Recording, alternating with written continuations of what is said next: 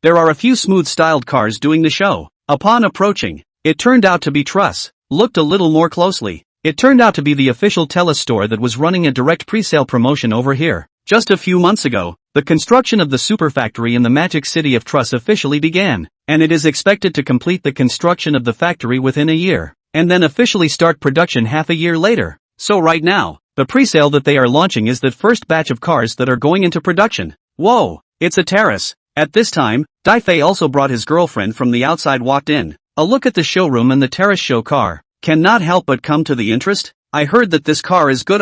When it's made in China, we'll have to get one. What? You like trash? Xun Lang asked. It's not like I like it. Daifei hemmed and hawed. The key is, electricity is cheap. The same as to drive a kilometer. Driving a car as long as 1 or 2 cents, while driving an oil car at least have to be 60 or 70 cents. And the price of gasoline also rises from time to time. The cost of driving a gasoline car also has to go up. When you do the math, isn't it a good deal for a trolley thief? Xun Lang said. Then you buy domestic is not on the line. Domestic is not also out of several models of trams? Domestic? Just don't mention it. Daifei waved his hand in disgust. They're all a bunch of cheating fillers. Why do you think the country let Traz in? Just to let him hit the domestic tram market. Let the hopeless ones, all of them, die. And then support a group of companies that really have their feet on the ground to build cars. At this stage, if you look around the world, as far as the tram is concerned, it's only the Telus that's still reliable. So who else can you buy if not it? Oh yeah, Daffy thought of something and let out a hefty grin.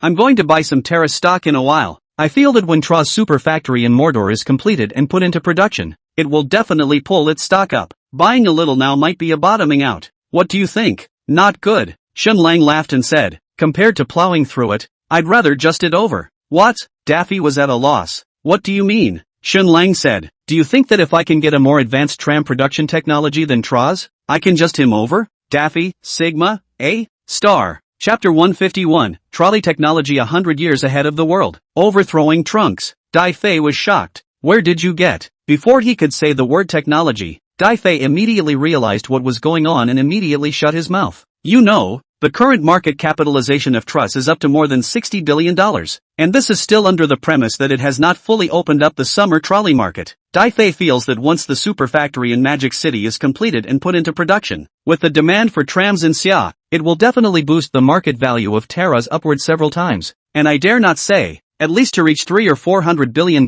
is no problem. Extrapolating from that kind of data, if Xun Lang really had tram technology in his hands that was even more advanced than Traz, that would mean that it was worth at least $400 billion or more. It's natural to keep such an important technology a secret. But then again, if what Xun Lang said was true, then he would be rich.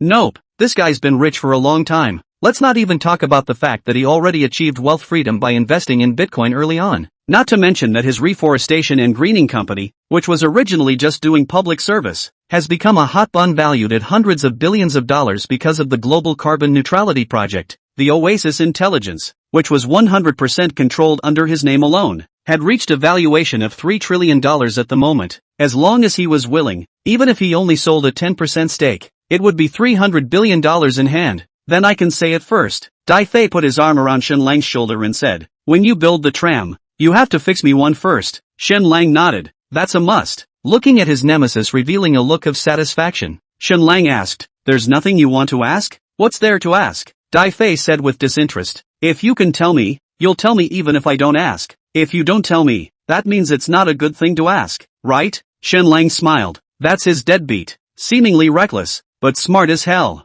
After lunch, Daifei accompanied his girlfriend to the furniture city to select the new room furniture. The two have received a marriage license, ready to do the wedding at the end of this year. The reason why it's so urgent is, naturally, because it's messing with people's lives. Well, yes, this daffy bastard is actually going to be a father. After Daifei left, Xun Lang accompanied his niece to play in the amusement city for more than 2 hours, and then hugged his niece, who was tired of playing. Back home. Xun Lang gently carried his niece, who was already asleep, to the bed, leaving 2 mechanical bees to watch over her. Then returned to his room, turned around and entered the trading space, sending a video invitation to Kay. Although Xun Lang habitually acted as a shirker, but he didn't really just idle fish every day without doing anything. During these 2 months of free time, Xun Lang had been flipping through some of the Earth's livelihood technologies that Kay had passed on to him. Holographic virtual reality game helmets and virtual reality game pods are naturally needless to say. and right now they have already begun mass production in the production workshop of the Yongchang Industrial Zone. In addition, there are other products such as 3D printers, graphene chips, and so on, which have also been put on his mass production schedule, just waiting for the game helmets and game pods to be released and then start mass production. As for the manufacturing technology for the production of electric vehicles, naturally, it is also available. Everything from recyclable graphene solid-state batteries to battery management technology, from artificial intelligence driverless technology to vehicle management systems and so on and so forth. In terms of technological level, it was at least a full 100 years ahead of Blue Star. But at first, Shenlang did not want to put the production of this electric car on the agenda, because all along, in fact, Shenlang has always had no good feelings about electric cars. In his opinion, the car as well. Then there has to be just the roar of the engine and the roar of the tailpipe. That's what makes it a car. What's the deal with you making no sound at all electric cars? Totally missing the soul of the car. It's just a four-wheeled battery car. But this time, after hearing Dai Fei say this, he realized that he had been a bit narrow-minded. Indeed, those like him who like cars and then are not short of money right now naturally don't care about the few dollars for gas. But what about the others? According to national statistics, last year, the domestic monthly salary of more than 5,000 only 60 million people, accounting for less than 5% of the total population. That means that more than 95% or more of Summerlanders make less than $5,000 a month. For this segment of the population, what do they care about the soul of the car or the roar of the engine? In contrast, they care more about, if I buy a car, can I afford to keep it? How much will I have to spend on gas every month? It is with this in mind that the Island line of vehicles, which have always been known for their low gas mileage, have become so popular. From this, it is conceivable that once an automotive product comes on the market that is of decent quality and then costs less to maintain, it is bound to appeal to a myriad of people who use cars, and Trax is just such a product. If not, Dai Fei told Shenlang. Shenlang did not know that the car sales in Eagle Sauce last year even exceeded Toyota Top the First, and the price of its cheapest model, surprisingly, is only less than $40,000 US dollars, equivalent to less than $240,000 soft currency. What's more, Telus is also the only brand in the world that has completely leveled the selling price at home and abroad. In Eagle Sauce it buys $240,000. Then when it is domestically produced in the future, its selling price in the summer country will generally not exceed $300,000. In this respect, Truss can be said to be a complete slap in the face of the gang of traditional car companies that are eating their words. But, for the national car companies that are also in this range, it is nothing less than a disaster. For the same price, the same quality, it's at most 20 cents a kilometer in a trash, but over 60 cents a kilometer in an oil truck, a full 3 times difference. In your place, which one would you choose? Therefore, it can be predicted that, with the commissioning of the super plant of Tlas in the country, it will definitely ask for a big fat bite of meat in the Xia market. Of course, if it was just still like this, Shenlang would not want to dry out. As Dai Fei has said,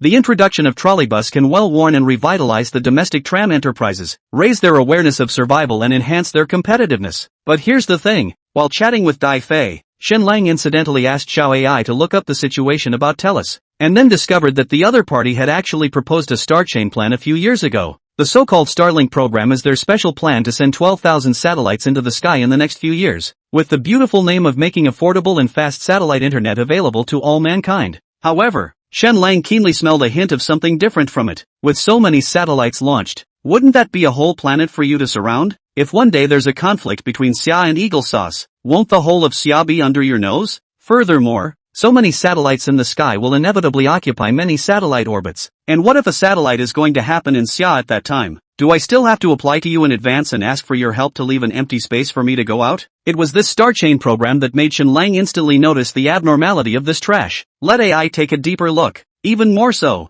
this terrorist turned out to have an extraordinary relationship with both Eagle Sauce Aerospace and the military, with all of their R&D technology on spacecraft being provided by Eagle Sauce Aerospace. This means that while this terrace looks as if it is a civilian company, it can instantly turn into an Eagle Sauce military unit should the need arise. However, since Terrace has not been doing so well in business for a few years now, it doesn't have the money or the experience to go through with this Starlink program. But, once they were allowed to take the Xia car market and had sufficient funds, even though I'm afraid that they would immediately embark on this star chain program. After learning about this, Shenlang realized that this terrace could not be kept. As a result, it was decided on an ad hoc basis to put the manufacturing of electric vehicles on the agenda. As the video connected, Kay appeared in front of Shenlang. Kay, I want to open an electric car manufacturing business over here. Can you help me get a few complete sets of manufacturing and production techniques for all the relevant parts of the electric car itself? Oh right, just in time to get ready-made production lines. No problem, Kay agreed instantly without saying a word.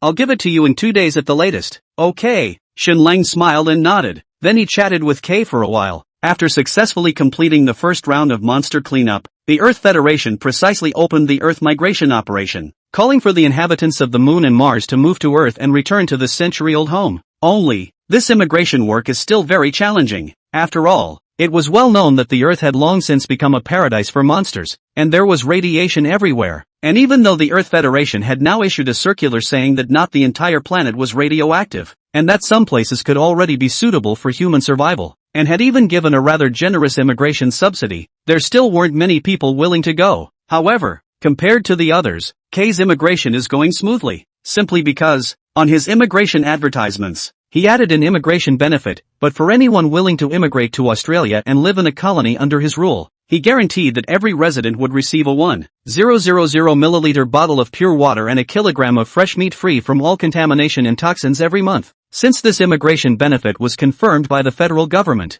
Kay's territory turned out to have the highest number of immigration applications of all the livable settlements, causing a wave of envy and jealousy among the lords of several other settlements. Of course, what they envied most was the fact that Kay actually had so much pure water and fresh meat. Many of the lords who had staked out territories on Earth had even begun to wonder if they should also be habitable in Kay's territory and forget about it. A liter of pure water plus a kilogram of fresh meat every month. This is like the life of a human being. After listening to Kay's narration, Shenlang couldn't help but smile and say, "Do you have enough water and food over there? If it's not enough, I'll send you another batch tomorrow." With the two territories of Somali and Kangaroo Country, now Shenlang doesn't need to be careful when sending supplies to Kay. Every time, he basically sends several tons and tens of tons up. Nowadays, all the supplies on Kay's side together are enough for 10,000 people to live well for 2 or 3 years. 2 days later, Kay handed over to Shenlang the manufacturing technology and production line equipped with an entire system for the production of electric vehicles and spare parts. After letting Xiao AI rid all the production and manufacturing technologies, Shenlang approached the Yongqing City Lord. "City Lord, I want to acquire an automobile enterprise. Do you have any acquaintances to help me make an introduction? Acquiring a car company?" The City Lord froze for a moment, and couldn't help but ask, "What are you acquiring a car company for?" Shenlang said frankly, "I want to build trams in Overtruss." The Lord of the City of Ningbo, Sigma, A. Star. Chapter 152 Long wants to build a car? Sisters, buy it. The young City Lord was confused for a long time and asked, "What, did Troz provoke you?" Shenlang shook his head. "Not now, but not necessarily later." "What do you mean?" The City Lord of Ningbo City was confused. Shenlang asked, "City Lord, have you heard of the Star Chain program? Project Starlink?" The Yongqing City Lord was at a loss. "And what is that?" This doubt couldn't be blamed on the lonesome nature of the Yongqing City Lord. In fact, anyone who isn't particularly interested in the space field probably hasn't even heard of the program. Shenlang briefly told the City Lord about the contents of the Star Chain program and the possible hazards. Afterward, Shenlang said, "The owner of SpaceX who implemented this Star Chain program is none other than Musk, the president of Telus. All this time, the Starlink program has been put on hold because SpaceX has failed to turn a profit. But once Musk is allowed to make a profit on the Trust project, he'll surely use that money to implement the Starlink program." The City Lord's face immediately became grave. Obviously, he had realized the gravity of the situation, only to see the City Lord say with a serious face, "Little Shun, I must report this matter to my superiors. Is that okay?" "It can be," Shenlang shrugged, "but personally, I don't think it will work." The Yongqing City Lord froze for a moment. "Why?" Shenlang smiled and said, "You don't think about it. Where is Troz building a factory now? The Lord of the City of Ningbo?" Next, the City Lord of Yongqing returned to his senses. Troz is the one who built the factory in Mordor. This shows that Mordor is in favor of the development of Terrace. He also remembered that this time, Telus to build a factory, are the magic city out of the land, out of money, out of people, out of effort, single-handedly handled the entire factory building project, in order to Telus to be able to successfully put into production in the summer country. How could they possibly allow anything to stand in the way of Truss under these circumstances? Then I'll give it a try. The City Lord of Yong City pondered for a moment and finally gritted his teeth. After all, this is about the future space security of Xia.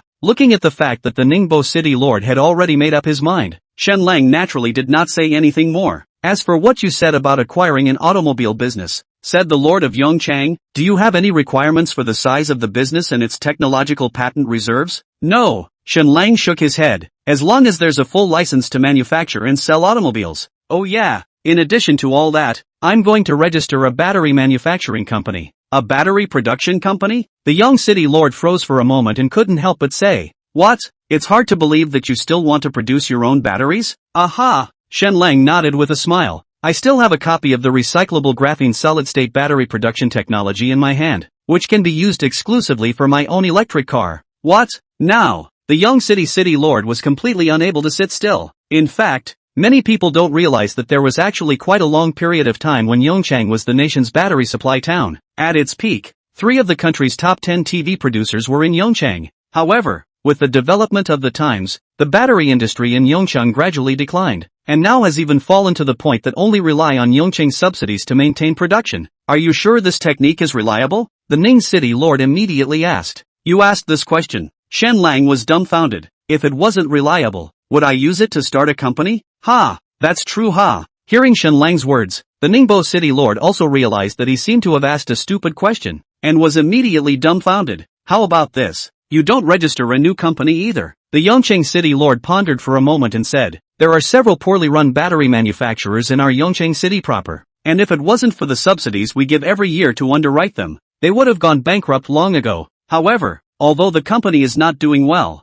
their plant and equipment are still very new, and more importantly, their workers all have more than 10 years of experience on the production line, so as long as there is a production task, they can get started right away. If you're interested, I'll lead the way for you and talk to the heads of those businesses about acquiring them. As for automobile companies, there's just the right one for you. Ji Ta, have you heard of it? The Yongchang city lord asked. Shen Lang was at a loss, not to mention that he previously had no interest in electric cars at all. Even those who were concerned about electric cars probably hadn't necessarily heard of this brand. As a matter of fact, G2 was born in 2015, an electric passenger car brand born in Yongchang, and the 4th pure electric passenger car automobile enterprise established in the country after Azure, Xiaopeng and Ideal. Unfortunately, although born early, but due to various reasons such as product positioning and production technology, ultimately failed to make waves in the electric car market. Due to the lack of market, the 4 major production bases of G-Team in China have been shut down, and some of the suppliers who are owed wages have also come to the door from time to time to ask for their wages, which has become a headache for the officials of Yongchang.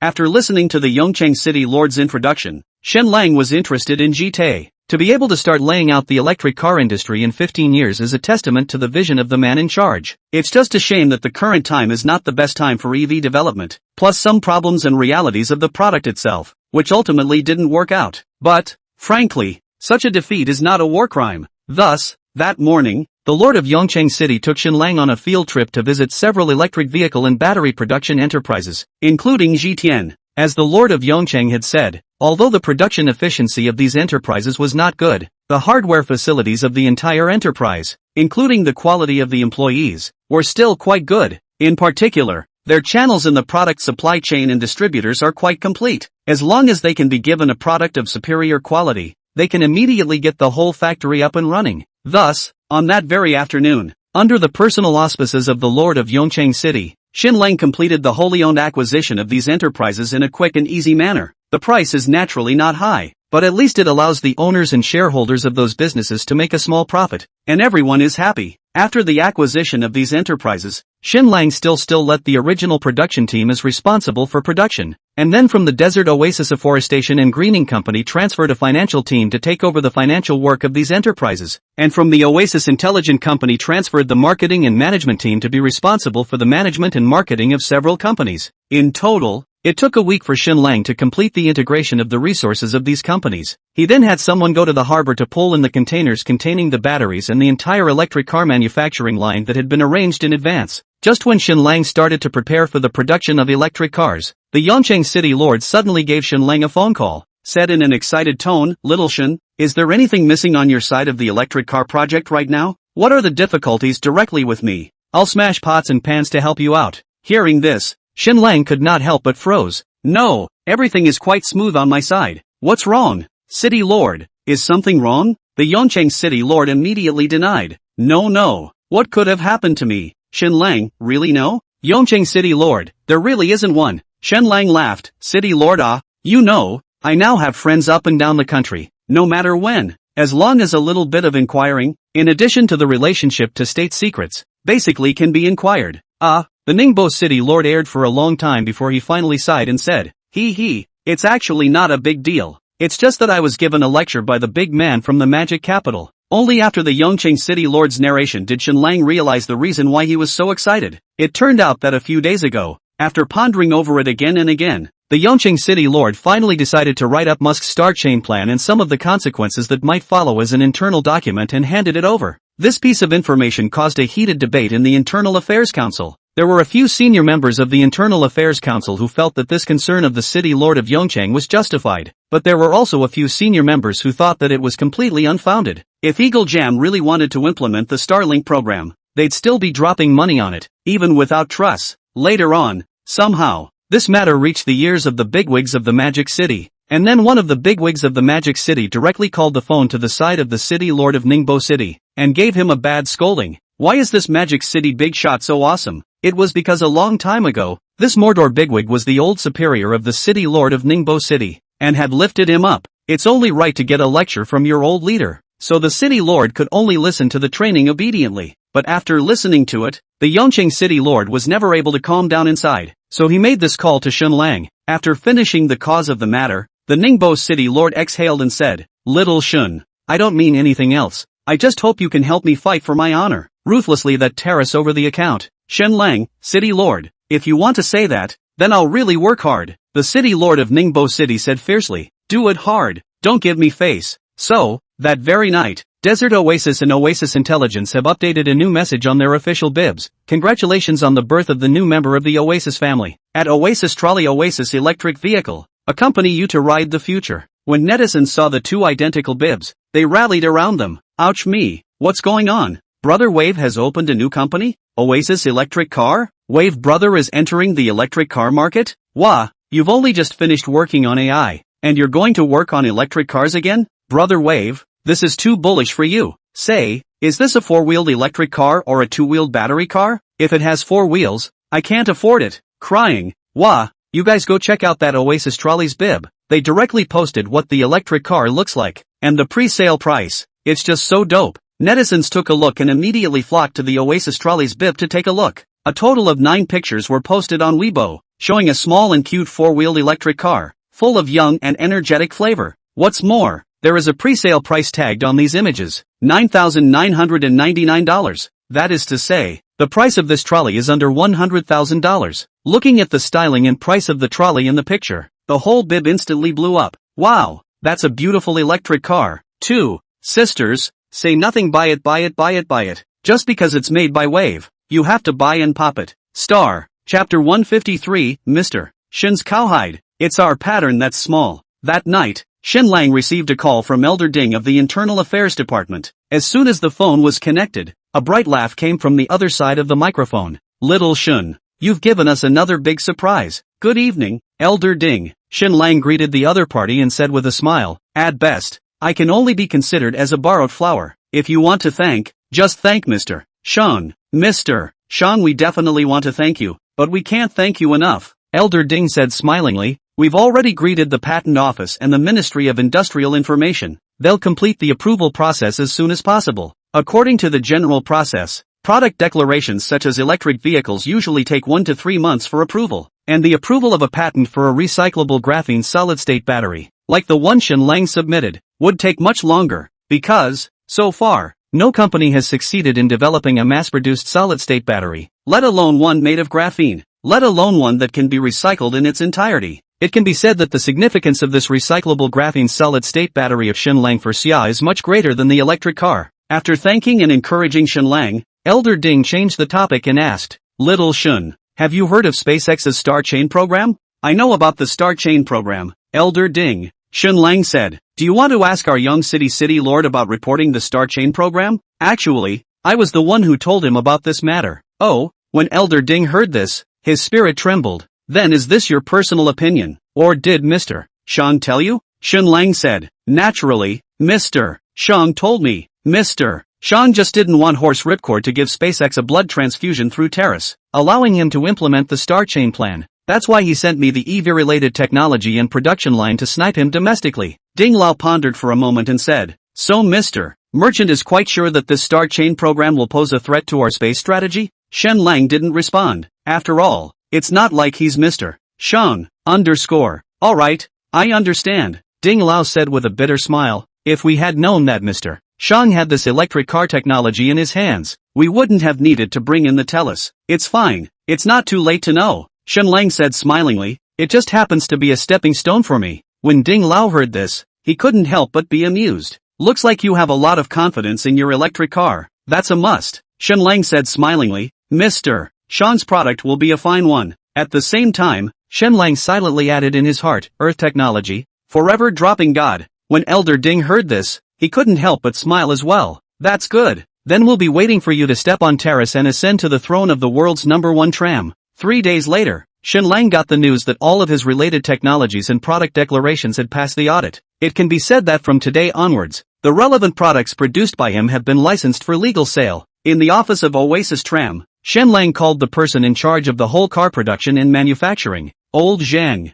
how many finished cars have we got off the line now? That's a total of 2,123 units so far, an average of 700 units per day, the person in charge said excitedly. This is still because the employees are all working and receiving training at the same time during this period of time. After some time, when all the workers have familiarized themselves with the operation of the production line, it should be able to be boosted to 1,000 units a day. The first batch of spare parts is still enough, right? Shen Lang asked. Have all the manufacturers been contacted? Remember that every manufacturer should be strictly controlled. Also investigate their reputation and goodwill again. Those with bad reputation, tax evasion and maliciously defaulting on employee wages. Don't want them. In order to be able to produce the first batch of vehicles in the shortest possible time, the spare parts of this first batch of vehicles were not actually procured from the outside world, but Shen Lang asked Master Sol to help refine them with alchemy. In fact, Shen Lang could have continued to let Master Sol help refine these spare parts. After all, finding those factories to produce these spare parts would cost money and consume a lot of time.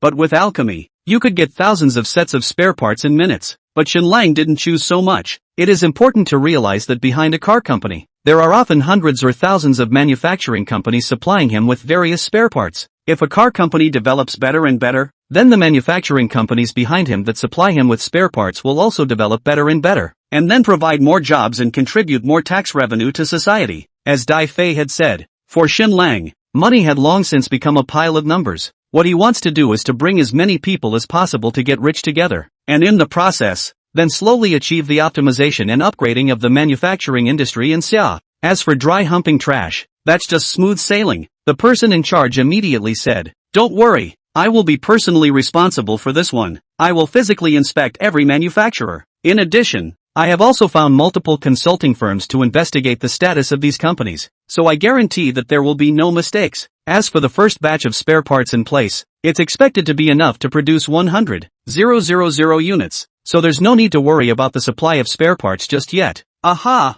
Shen Lang nodded and looked at the person in charge of the battery factory responsible for the production of graphene solid-state batteries on the side. How is the production of solid-state batteries now? It's going very well. The person in charge of the battery factory immediately said, currently, we can produce 3,000 sets of batteries per day, and according to the demand of 4 sets of one electric car, we can guarantee the loading of 750 electric cars per day. But this is just the beginning. As our workers gradually familiarize themselves with the assembly process, this production speed can still be raised upwards, the person in charge said confidently. So you can rest assured that we definitely won't be dragging the electric car down. However, to his surprise, Shen Lang did not seem to be satisfied with this productivity. Only Shen Lang shook his head and said, recruit some more workers for a little training, and I'll get a few more production lines over later. Ha! The few people in charge here couldn't help but look at each other. The person in charge of electric car production immediately said, Mr. Shen, then isn't it true that we have to introduce a few more production lines in our factory as well?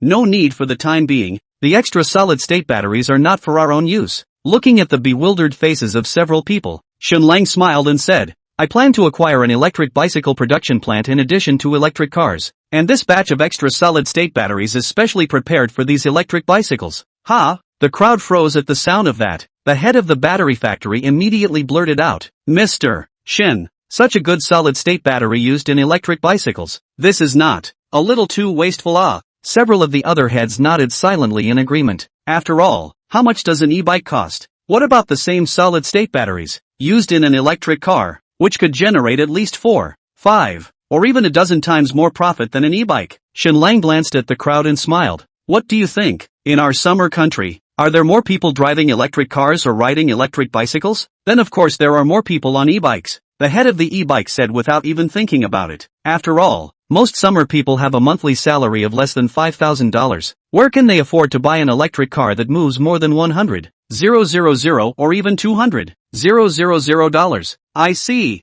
At this time, the head of the battery factory's eyes lit up and said, Mr. Shun, you are thinking that the market for this e-bike is bigger than the market for electric cars, right? The crowd's spirits were shaken in unison. It felt as if they had caught Shenlang's mind. That's right, definitely. While the profit on selling a single electric car will be much higher than that of an electric bike, the problem is that you sell a remarkable 200,000 to 300,000 electric cars a year. But what about electric bikes? According to official statistics, the cumulative sales of two-wheeled electric vehicles in the country reached 40 million units last year, while four-wheeled electric vehicles, the country's total sales of only 100,000 units a year. The difference is a full 400 times, and the manufacturer's profit per two-wheeled electric out of the gate is about $200, and then the dealer's side can have a profit of about $300 per sale, adding up to a total profit of about $500 for a two-wheeled electric car. So 40 million EVs means a $20 billion profit. Attention! It's profit. And what about electric cars? Even according to the price of the whole car 200,000 to calculate,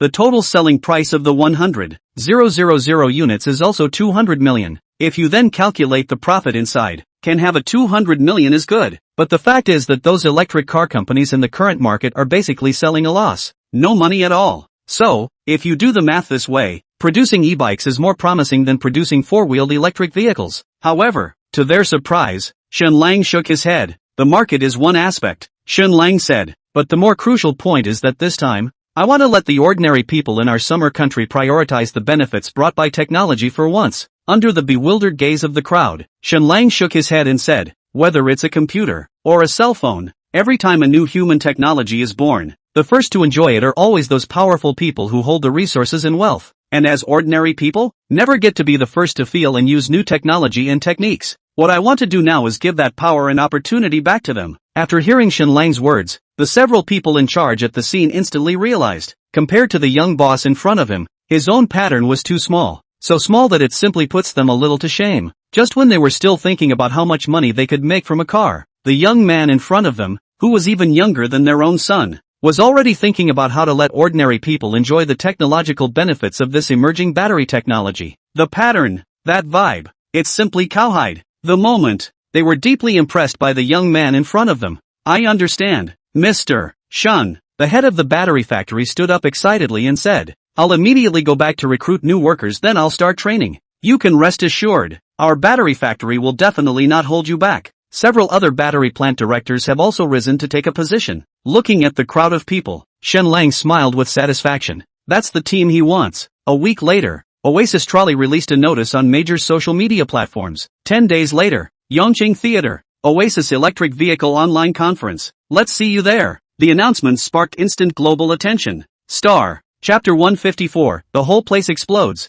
YYDS. This first wave of people who rushed to pay attention were naturally the netizens of Xia. Crap, it's online so soon? This car building speed of Brother Long is too fast, isn't it? Can we finally see the actual car? I'm looking forward to it. The key is still the price. If it's only 70,000 or 80,000 a piece, you'll have to get a whole one for both high and low. If it's $70,000 or $80,000, then Brother Long won't lose money. Those electric cars on the market nowadays can cost more than 200,000 a piece. Crap, is an electric car so expensive? More than $200,000 for an electric car. Then why don't I spend $100,000 or so to buy a gasoline car? Leaving tens of thousands of dollars for gas doesn't smell good? Indeed. At the same time as the netizens in Xia were discussing it, the news that Oasis Electric Vehicle was about to go online was reprinted by many overseas media, and likewise received the attention of countless overseas netizens. As early as 10 days ago, when Oasis Technology announced that it was ready to build a car, it already attracted the attention of countless overseas media and netizens. After all, with its AI applications and smart AR glasses, Oasis Intelligent Technology Inc. is now the world's brightest and most talked about company. Only at that time, because Oasis Tram only released a few renderings and a vague pre-sale price, The heat of this attention only lasted for 2 or 3 days before fading. However, they did not expect that after only a few days, Oasis Trolley would directly announce a new product launch, which naturally sparked the interest of countless people. Oh my god, this speed is too fast, isn't it? Only 10 days ago they announced that they were going to build a car, and 10 days later they're actually holding a product launch event? Could it be that they've already completed the production of the actual car? Right. I just read a media investigation that this Oasis Trolley has not even been established for half a month. How could it build a car so quickly? So, is this the legendary speed of summer? Do you guys think it's possible that what they're building isn't actually a realistic car, but a car inside the meta-universe? Are you talking about virtual cars? Ha, that's a bit of a brainchild idea, but doesn't seem impossible. Ha, seeing you say that, I'm suddenly looking forward to this launch very much. Ha.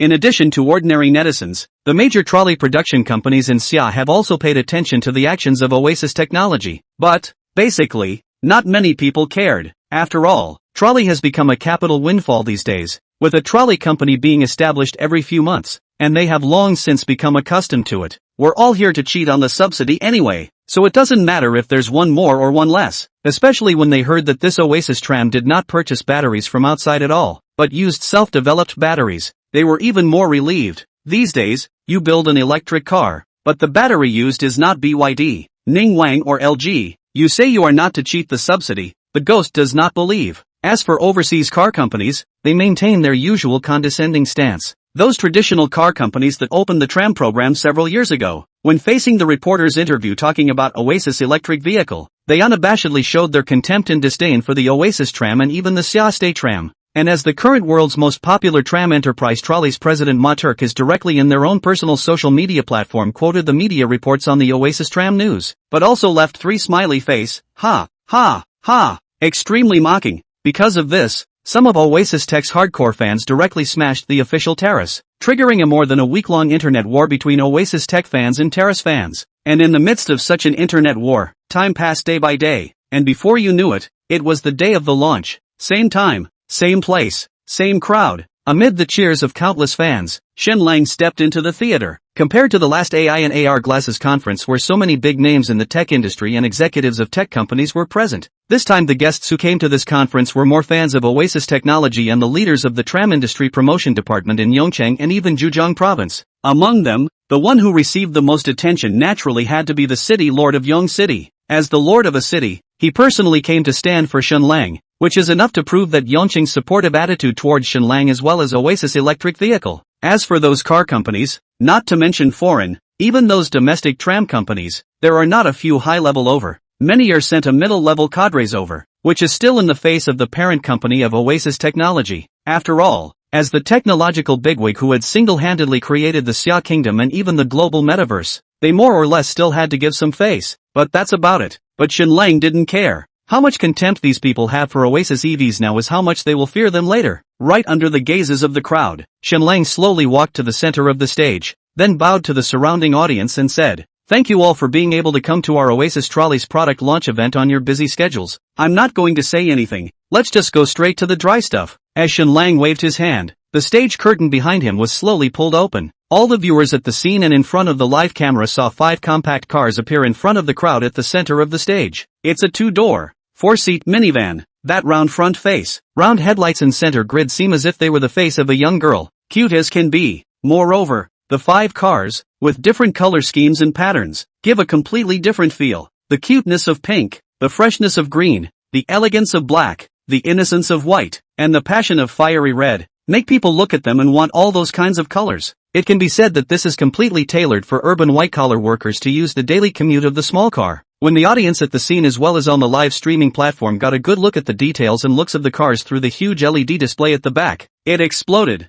Aha! This van's so cute. This auntie's teenage heart is flooding. This green one is so pretty. It gives people a small fresh feeling. It's suitable for literary youth. I rare that fiery red one. Ha, it fits my personality at first glance. It's awesome. I think the black and white color of this car is the most durable of all the cars I've seen in public. Right in the middle of the audience's discussion, Shen Lang on the stage, snapped his fingers, and then the picture in the LED display behind him instantly switched to the interior of the car. When the crowd saw the layout of the car's center control, they were completely dumbfounded. The entire center section of the car is a T-shaped display. 3 huge displays are connected together in front of the driver's seat, the large center screen, and in front of the passenger seat, constructing a futuristic sci-fi atmosphere. When the crowd looked at the futuristic LCD flat panel center control in front of them, one thought instantly came to mind: buy it, buy it, buy it. Here, I won't waste everyone's time to introduce the car's any interior space or anything like that. You just have time to click on our official website to see it at a glance. I think for this tram,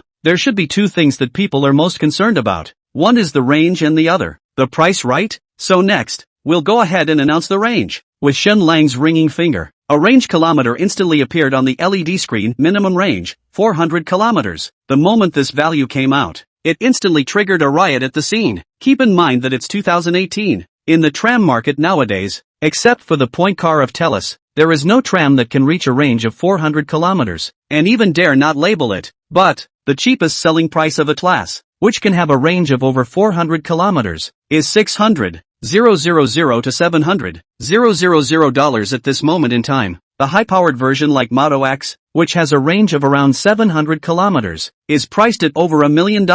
But according to the pre-sale price previously announced on the Oasis Electric website, the most expensive of these cars won't be more than $100,000. A tram with 400 kilometers range for under $100K? But anyone in the trolley field finds it a bit hard to believe. But their incredulity has only just begun. Ladies and gentlemen, said Shen Lang under the gaze of all the viewers at the scene as well as those watching online, I know that many of our friends tend to sparingly take the range created under the most ideal driving conditions as a reference value when labeling the range. Very often, when the owner buys the car back and takes a look at it in the field, he or she realizes how they can't drive this reference mileage given by the dealer. But not us at Oasis Trolley. This minimum range that we have labeled is the range that all owners will be able to achieve. We promise, within 8 years, when you are fully charged, as long as you are driving on normal city roads, and as long as you are not carrying more than the maximum load of 350 kilograms that we are able to carry in this car, then, no matter whether you encounter gusty winds or torrential rains,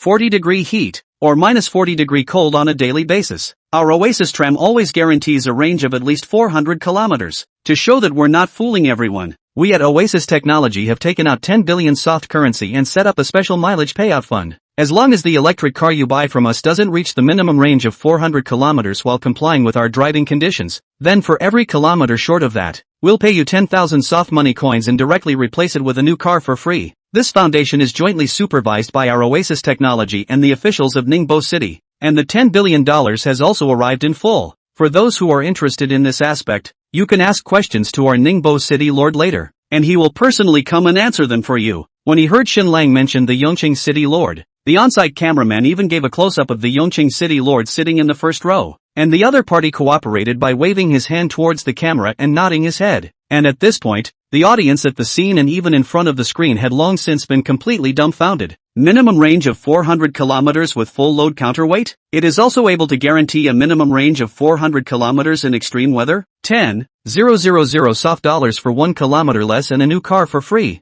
Free of charge? A total of $10 billion fully accounted for in the payout fund? Every piece of information revealed by Shen Lang was like a deep water bomb. Blasted people's heads off. After a few moments, everyone finally came back to their senses. With that, it exploded. Star. Chapter 155, Hanging the World. Kneel for Brother Long. Wave Brother Cowhide. $10 billion mileage payout fund? Holy, that's nifty enough to start several trolley companies, I guess. Say, adding that what's her name Azumi Shaoli together, is it worth $10 billion? Worth a gill. If it wasn't for the support of Anhui province, it would have gone out of business long ago. Isn't this the equivalent of betting against the users? Just betting that their range will definitely exceed 400 kilometers. This should be the first company since the commercialization of the car that dares to bet against users on their range. This nigga, we haven't even sold a single car. He's paid out $10 billion first. Brother Long is like YYDS. Wah, how much money does Brother Wave have now? $10 billion just like that? Say no more. I've made up my mind. No matter how much this car costs you, just for this confidence of Brother Wave, this big deal, I have to get a whole car for both high and low. Why do I suspect that you're actually going after the $10 billion payout fund? Wahahaha. Brothers, I've suddenly discovered a wealth code. As long as I can drive Brother Wave's electric car within 400 kilometers, then not only can I make money, but I can also get a new car. If I keep going, then not only can I make money every day, but I can also get a new car to drive every day. Wah! Blind student, you found the wah point. Nothing more to say, brothers, the whole thing. Just as the audience was excited one by one, Shen Lang on the stage coughed lightly,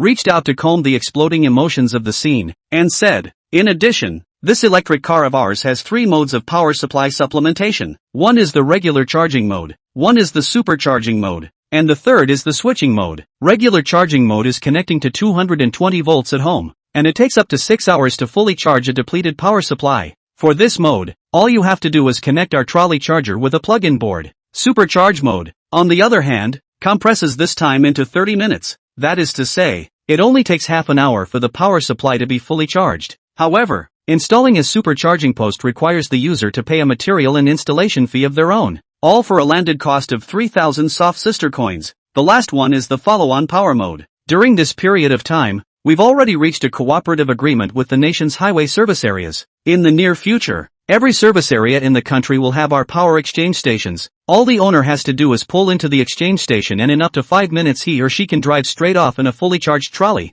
Of course, this swap will cost a bit more compared to charging it yourself, with a swap costing around $200. When listening to Shen Lang's words, the gang of middle-level cadres of the tram enterprises sitting on the stage were all dumbfounded. It is important to know that today, even including the highest-end TELUS, there is no time less than 10 hours to be fully charged with a conventional charging post, and as for the supercharging post, the fastest time is 80 to 90 minutes. But what about this tram in Shen Lang? The normal charging mode dried right up to 6 hours, and as for the supercharger, it had to dry up to a damn half hour. That's not all. He went so far as to introduce a power swap model. It only takes 5 minutes to change a battery, which is basically as fast as filling an empty tank once. But how much does it cost to fill up a tank of gasoline that can go a full 400 kilometers? At 60 cents a kilometer, it would all be $240. As for Shen Lang's tram, it was surprising that it only cost $200 to change the battery once. It can be said that, whether it is economical or convenient, Shen Lang's family trolley not only completely beat the oil car, along with all the trolley counterparts have been beaten nose to nose in body. Among the middle-level cadres of the trolley companies on the scene,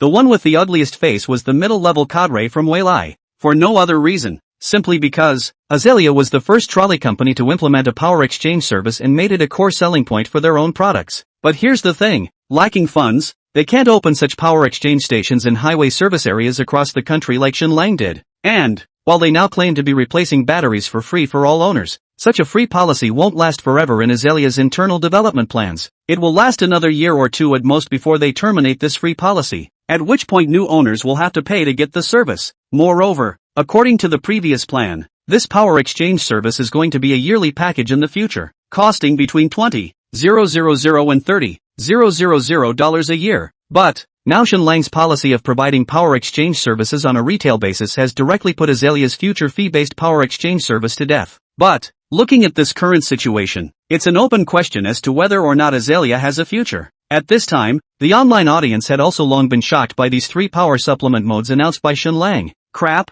it's amazing that a regular charge only takes 6 hours to get a full charge. I remember when my boss bought a TELUS X, it took 12 hours to fully charge it every time. Super fast charging surprisingly only takes half an hour to completely fill up. This Nima insisted on taking off quickly, right? If you go to the highway service area and order food when it's busy, you may be able to get a full charge while waiting in line. Haha, the most awesome thing has to be this power exchange station. As long as 5 minutes time directly can be replaced with a full battery directly drive away. This is simply too awesome. This Nima, to build a power exchange station in all the highway service areas in the country, how big an investment would that be? According to last year's public data on the National Highway Network, there were a total of 4,000 highway service areas in the country until last year. And according to the calculation that each service area has 2 service stations coming and going, 8,000 power changing stations are needed. Let's say the cost of each switching station is $100,000. That's $800 million. How can it only cost $100,000? The service area does not have to make money. You know, a 10 square meter stall inside the service area costs hundreds of thousands of dollars a year in rent. Like this power exchange station, how can they agree to a rent of $300,000 to $500,000 a year each? That's $4 billion a year if you calculate it at a cost of $500,000 a year? Crap, this nigga, can Wave make his capital back? Do the math. A car that makes 200 on a battery change must then ensure that there are 20 million changes in a year to equal the cost. But it's also a big loss if it's just flat. This $4 billion, Just depositing it in the bank for a year would yield several $100 million in interest. If you do the math this way, unless the number of electric cars in Brother Wave's house is in the millions or even tens of millions, and there must be someone else who runs the highway regularly. Otherwise, he must be losing money. I don't know about the future, but the first few years were definitely a loss. Just as the netizens were talking, Shen Lang, who was on the stage, said, "Well, the details of the car are introduced here, and the next thing is the price that everyone is most concerned about." At the same time Shen Lang spoke, the LED display behind him once again appeared, the 9,999 yuan presale price that had appeared at the beginning, right under the gaze of the crowd. Shen Lang gently snapped his fingers. Then everyone saw the, together with 99.99, it began to reverse, and eventually became $66, 666. That's the final price of this EV. When this price came out, all the viewers at the scene and in front of the live broadcast screen were dumbfounded. Prior to this, everyone thought the price must be right at $99, 999 or $89, 999. As it turned out, to their surprise, not only did they fail to guess the number on the 10,000th digit, they didn't even guess the end number correctly. Shen Lang, he even directly followed the last 4 digits of the last 4 digits, directly from 99.99 to 66.66. While it may seem like a difference of only $3, 333, it was an inexplicable surprise and touching experience for all the potential customers who had previously had their mind set on purchasing this car. Crap! Surprisingly, it's only 60,000 plus? What are you waiting for? Sisters, buy it! Without further ado, I've silently opened my little vault just waiting for the Oasis website to put this car on the shelf. If you don't buy it this price, wait for New Year's? Ha ha ha, I'll place my order later. I've knelt for Wave. Wave brother will always drop God. Star. Chapter 156, The Dragon Has Scales. The Dragon's Cowhide. Looking at a shocked face on the scene, Shen Lang smiled and said, "Well, this is the introduction of our first Oasis electric vehicle product." "Oh right, I almost forgot the name of this model." Shen Lang paused and said, "The name of this miniature electric car, which focuses on the cute style, is called Totoro." Hearing Shen Lang's words, the crowd subconsciously looked at the electric cars on the stage again. The round front end, round headlights and center net, is not a cute and lovely image of Totoro. 666. That's aptly named. Yeah, the name fits the car so well. It's almost like it was built after Totoro. It's just over $60,000. I think most families should be able to afford it. The car is a nice car, but it just looks too cute. Good for a young 20-something to drive. Indeed, and the car is honestly a bit small. Even though it has 4 seats, it can only do 2 kindergarten or lower grade kids in the back at most, and if it gets any bigger, I don't think it'll fit. The key trunk is also small. If this is a family of 3 going out, there's basically no room to store a suitcase once you're seated in the back. So this car is just for singles or young couples having a laid-back little life. If there was a car with a little more room for a family of 4, then I'd definitely buy it. Just as the crowd was talking, they only saw Shen Lang on the stage stretching out his hand to make a quiet gesture, and then said, "The first model will be introduced here first. Next, allow me to introduce the second model of our Oasis electric vehicle. The name of this model is Dragon Scale." As Shen Lang's words fell, behind him on the LED display screen instantly appeared a model completely different from the Totoro. The car body is larger, also looks more calm and mature urban SUV. At the same time, in the empty space of the stage behind the row of chinchillas, an actual SUV in dazzling gray slowly appeared in front of the crowd with the stage lift.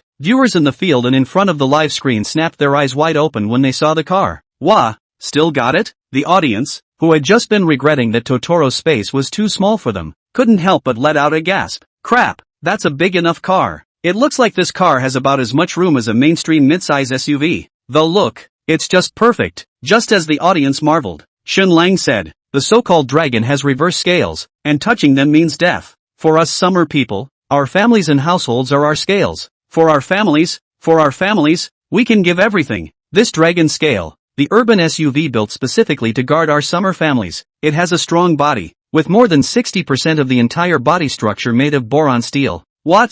When they heard this, all the viewers on the scene and in front of the live screen who knew about cars and boron steel materials all stared in disbelief. Boron steel. Its hardness is more than 4 times that of ordinary steel, and its strength, toughness and abrasion resistance are all far beyond that of ordinary steel. To give an example of a straight point of view, early tanks, armored vehicles and submarines used it as a primary material. The Volvo is known as the road tank because 40% of its entire body is made of this material. This, along with Volvo's other safety features, has led to Volvo's long-standing record of 0 fatalities in car accidents. And now, this car called Dragon Scale, the use of boron steel is a surprising 60%. It's no exaggeration when it comes to a ING tank in a car shell. In addition to the safety of the body structure, this Dragon Scale is also loaded with an artificial intelligence program produced by Oasis Intelligence. No car in the world can surpass us in terms of onboard assistance system safety. In addition, we have 5 seats as standard on this vehicle, but users can opt for 4, 6, and 7 seats on demand. Oh right,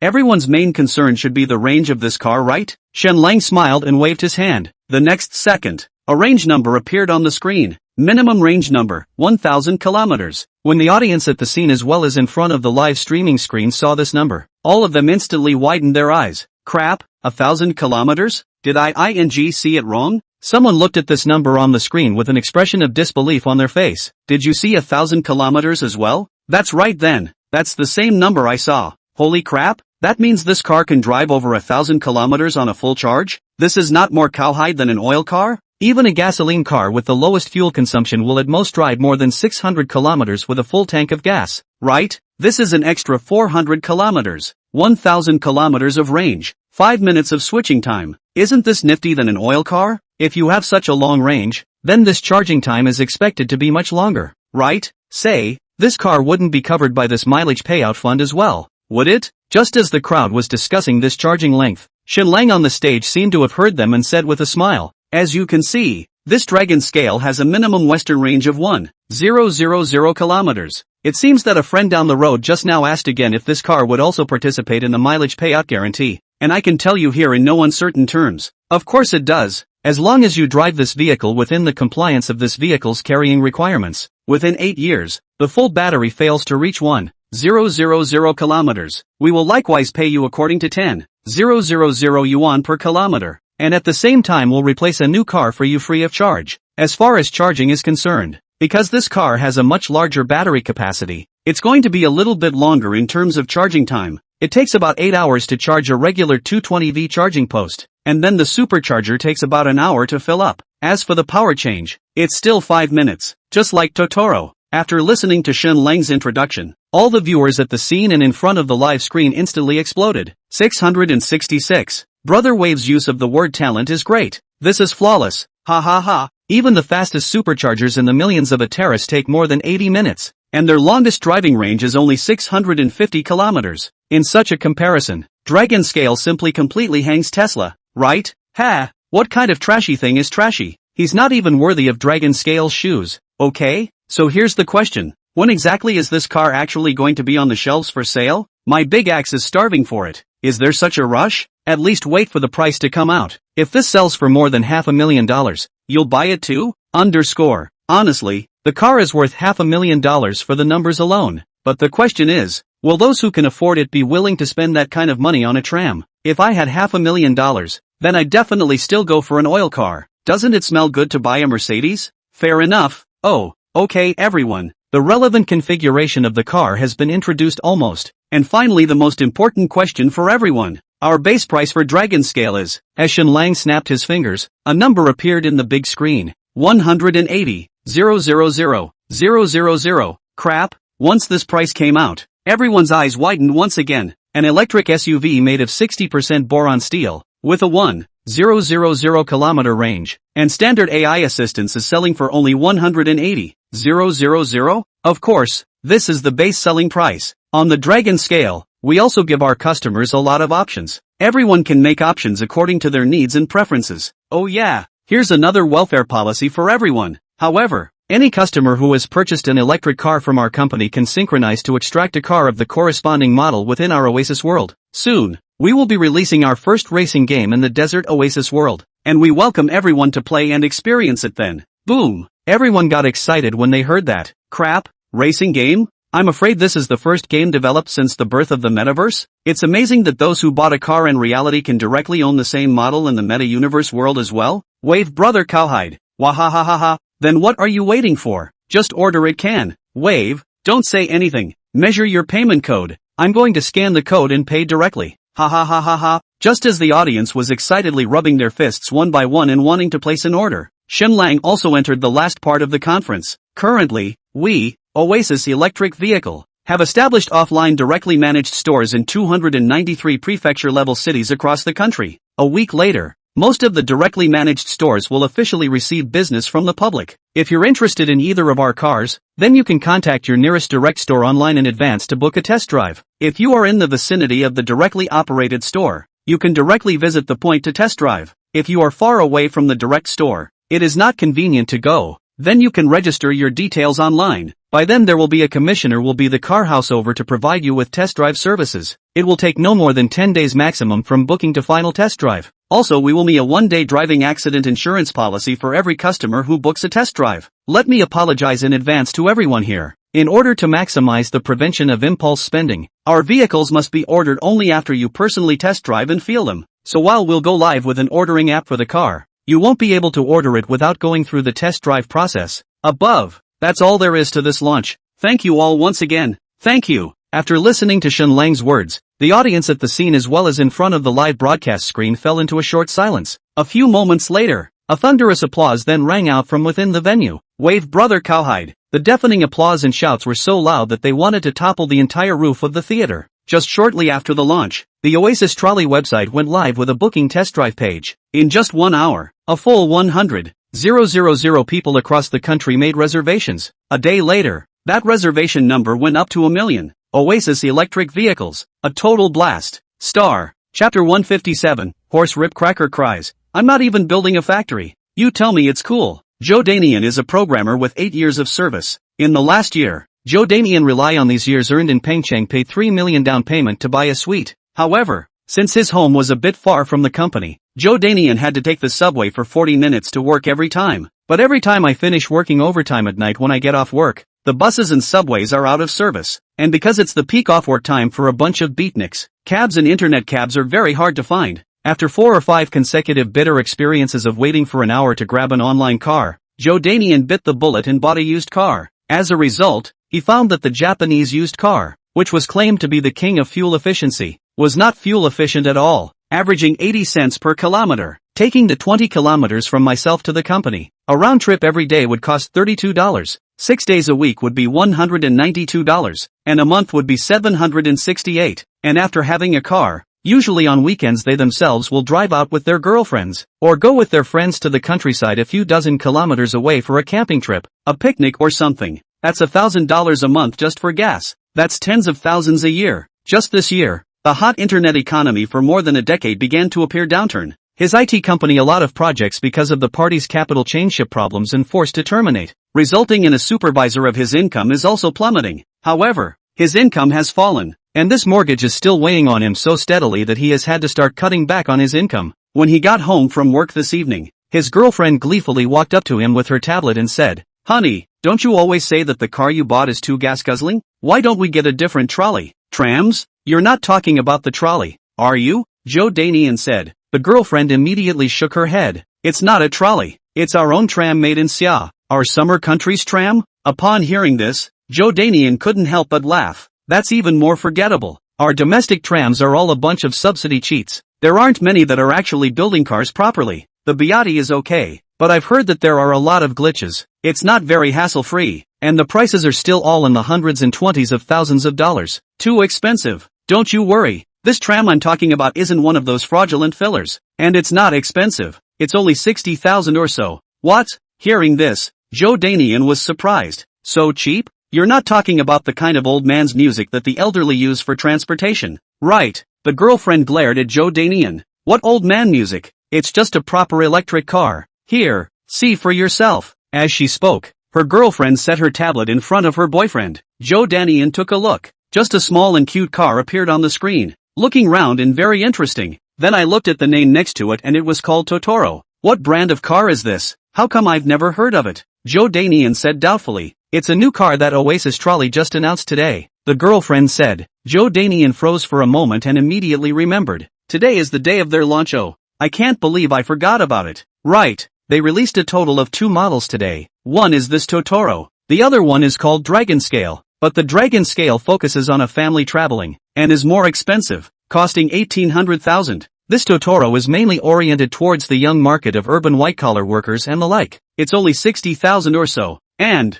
look down the road. Check out its range and charging time. At his girlfriend's prompting, Joe Danian pulled the screen page down a bit to take a look. A minimum range of 400 kilometers? Normal charging only takes 6 hours? Joe Danian was shocked. Of course, the bigger shocker was yet to come. Not only that, Xinlang also set up a mileage payout fund. Any car owner who drives less than 400 kilometers on a full charge in 8 years, they'll accompany 10,000 for 1 kilometer less, and they'll also replace it with a new car for free. Then what are we waiting for? Joe Danian was moved. The last time I asked, our 2 used cars would sell for exactly $70,000 to $80,000 right now. Sell these 2 used cars and buy a Totoro. How many points can you charge with the rest of the money? Can he order this car on the official website? The girlfriend said, don't be anxious. Xinlang said that in order to prevent people from impulsive spending, all customers must have test-driven their cars and felt them personally before placing an order on the official website. You still have to personally go over for a test drive? Upon hearing this, Joe Danian couldn't help but say with difficulty, will it take a lot of time? Now our company's business is not doing well. Our peers are rolling up. Several companies are grabbing it again. And now they are all grabbing the program out so that they can get the single first. I don't think I can spare much time to go out. No. The girlfriend laughed. They've already taken that into consideration. You just need to fill out the relevant information and set the test drive location near your company. At that time, they will drive over with a test car to let you experience the test drive directly near your company. And they'll also offer same-day insurance to every customer who takes a test drive. So convenient? When Joe Danian heard this, he became excited. Then hurry up and book one. 10 days later, Joe Danian met the test driver who drove a Totoro test car over at the downstairs of his company building. In the next half an hour, Joe Danian drove this long cat back and forth for more than 10 kilometers in the center of Pengcheng. By the time the test drive time was over, he was even a little reluctant to get out of the car. This car, both the ride and this seat are so cool. Not to mention his own crappy used car with an original price of more than $200,000. Even he felt that his boss's BMW 5 Series could not compare to this Totoro. So, Joe Danian made a decision on the spot. This is the car. I'm going to order it. And in the process of placing the order, Joe Danian realized that there were surprisingly many options on the top. Options are available for everything from body colors to wheel shapes, from car interior colors to seat colors and materials, and more, and, crucially, at a fraction of the price. After fully listening to his girlfriend's opinion, Joe Danian spent half an hour to complete the selection, costing a total of $69,999, $70,000 less. After another 3 days, Joe Danian received a call from the Pengcheng Oasis electric vehicle direct store that his car had arrived. So, that weekend, Joe Danian brought his girlfriend and drove the crappy Japanese used car to the direct store to meet the Totoro that belonged to him. Originally, Joe Danian was planning to lift this car first, and then find a used car store to sell his broken used car. As a result, the direct store sales told him that their store offers used car recycling business. Subsequently, Joe Danian immediately took his used car to them for evaluation. After evaluation, Oasis Trolley's used car appraisers gave him an offer of $83,000. And when Joe Danian heard it, he didn't hesitate to hit the ground running. Sold. An hour later, after finishing all the formalities, Joe Danian and his girlfriend got into this Totoro and happily returned home. On the way home, my girlfriend sat in the car, looked around, and took a deep breath. Honey, have you noticed that this new car doesn't seem to smell at all? Unlike that used car, all 7 or 8 years old, there is still a very strong plastic smell inside. Joe Danian laughed and said, I really didn't notice if you didn't say it. It seems to be true. I'll read the instructions, ha. The girlfriend logged on to the Oasis website on her cell phone to look up the instruction material. It says that the whole car is made of environmentally friendly materials, so there are no chemical toxins at all. Even a newborn baby can stay in the car without worry. This car is simply too conscientious. Yes, Joe Danian nodded with an agreeable face. If this car doesn't catch fire, heaven forbid. Actually, it's not just this Totoro, but 2 of Oasis Trolley's trams, which at this point could have long been described as on fire to the point of explosion. On the very first day of the direct store launch, a total of 100,000 people across the country completed a test drive. And if we take the 293 direct stores across the country into account, an average of more than 340 people were received at each of them. And of those, a full 98,000 ordered on the same day. 70,000 of them placed orders for chinchillas and 28,000 for dragon scales. This is still due to the limited manpower in test drive vehicles in the directly managed stores. If there were more employees in test drive vehicles, it is estimated that more people would receive the test drive and more orders would be placed. But even so, a week later, Orders for the Dragon Cat had surpassed 500,000 units, and the Dragon Scale, with a base car price of 180,000, also surpassed 200,000 units. There were a lot of people who brought their families over to test drive with them and bought a Dragon Scale along with a Dragon Cat. There are even those who bought two in one go, and such a hot result shocked everyone, especially those who also do tram counterparts. After seeing the Oasis tram announce this order data, in envy and jealousy at the same time, is the heart of the cold. Meanwhile, at Eagle Jam's Truss headquarters, Terrace President Ma Ripk is listening to the company's current financial report. The limited production capacity of Telus has led to difficulties in delivering cars, making their financial statements every quarter not very good. But Ma Ripcord didn't care, because he knew that when the super factory on the Xia side was built, this capacity dilemma would be resolved immediately, and then it would be time for Truss to take off. And, just half a month ago, there was good news from the Xia side. Their domestic orders in Xia have already exceeded 100,000 units. This was back when the factory was still being built. When the factory is officially put into production, this order will not explode. How many orders are on the summer side now? Ma Ripcord asked with a clear face. President. Now, this order, said the assistant, stuttering a bit. There are only 2,000 copies left. What?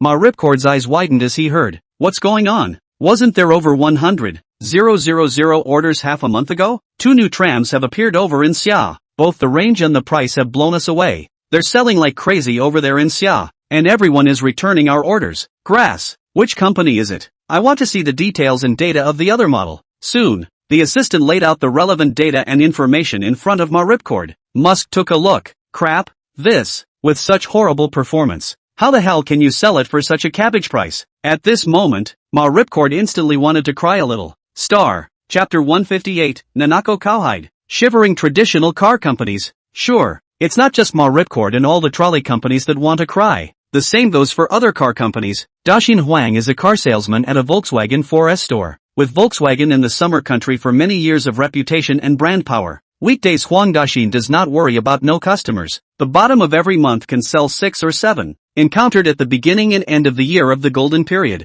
A month to sell 40 or 50 are the norm. Therefore, in the 4S store work for 3 years, Huang Daxin will be in his hometown and the county mortgage full of a house. Become the old neighborhood praised for the youth. According to the mother said, the last year to introduce the object of the matchmaker almost did not break the door of his house, which also makes Huang Daxin quite proud of himself. It seems that in the eyes of my old family, I'm considered a success. However, in recent days, Huang Daxin found that the customers who came to the store to see the car seems to be a lot less. At first, he did not care too much. After all, these days are working days. No guests to see the car is also very normal. However, seeing as it's the weekend, it's a bit unusual that less than 5 people came to see the car until closing time. At lunch after work, he talked about it with a couple of his colleagues in the telemarketing department. As a result, his co-workers told him that not only are there fewer customers in the store, but even fewer customers are online or calling in to ask for information about car deals these days. Normally, even on a weekday, they get about 10 inquiries a day, but in the last week, they've had less than 5 total inquiries. What's going on here? How come there are so many less all of a sudden?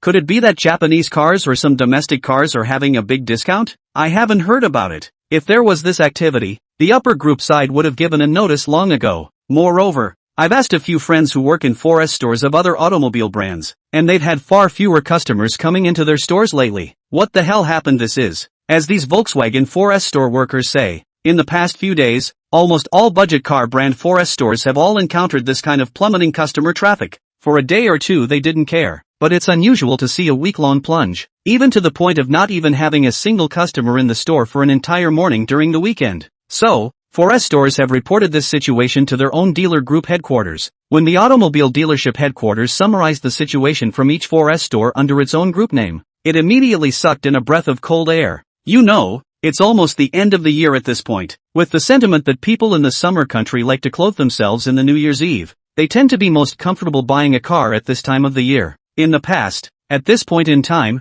at least a few thousand cars could be sold in a week's time, and at least a few hundred units of a slightly less well-selling domestic model could be sold. But, in just the past week, the most sold was surprisingly only 100 or so units. The least, moreover, sold less than 10 units. Keep in mind that this is not a single 4S store, but rather statistics from the headquarters of the dealer group that holds these dozens or even hundreds of 4S stores under its thumb. If such sales continue, there is no doubt that these dealer groups will go out of business. And then, those automakers above them will go out of business right after them. Quickly go and find out. What the hell is going on? Why are there so many fewer people coming to buy cars all of a sudden? Also hurry up and notify the manufacturer. Soon, major media outlets reported the plummeting sales of major brands of automobiles, which immediately drew the attention of many netizens. And with the increased attention, some financial writers have also jumped in, saying that the plummeting of car sales should be affected by the overall economic environment and oil prices. The people's incomes are less, the price of oil is high, and naturally suppress the desire to buy a car, and so on and so forth. At first, some netizens looked at the analysis of these people's heads and really believed it. It wasn't until Oasis Trolley posted data on its own official website about the total number of orders received by its own directly managed stores over the past week that the crowd instantly came to their senses. Guys, did my eyes glaze over and I saw an extra zero? It's actually 70,000 units, not 700,000. No,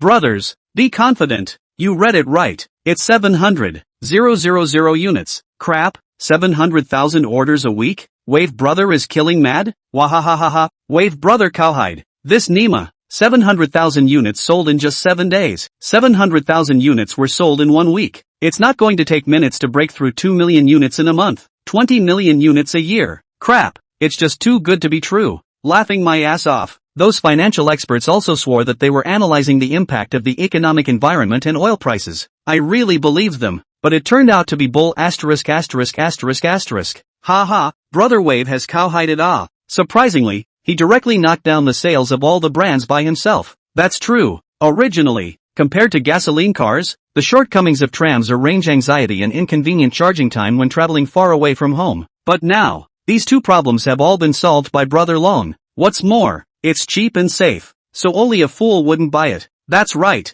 What the hell? What kind of trolley is so strong? 700,000 units sold in a week? Crap, dude, did you just come from Mars? Surprisingly, you don't even know about this? Have you heard of Oasis Technology? It's the company that developed artificial intelligence and AR glasses. Their boss, Shen Lang, bought a tram company that was about to go out of business, then launched 2 brand new electric cars. It sold out in a flash. Crap, I didn't really know about this. I'll look for news first. Being buzzed by this news, many netizens who hadn't previously paid attention to the Oasis electric trolley have also begun to pay attention to the trolley. A check for information. Crap, that range is awesome. Take another look at the mileage payout fund in Crikey. Bulls ***T. One last look at the car. Love it. So, a bunch of people who happen to be planning to buy a car in the near future or are planning to change their cars immediately made a test drive reservation through the official website. On the other hand, the car manufacturers and dealers on their part naturally paid attention to the information on the internet and immediately knew the reason for the plummeting of their own arrivals and sales. Watching the other party create a sales order of 700,000 volume cars in just 1 week, all the traditional car companies were suddenly chilled and trembling.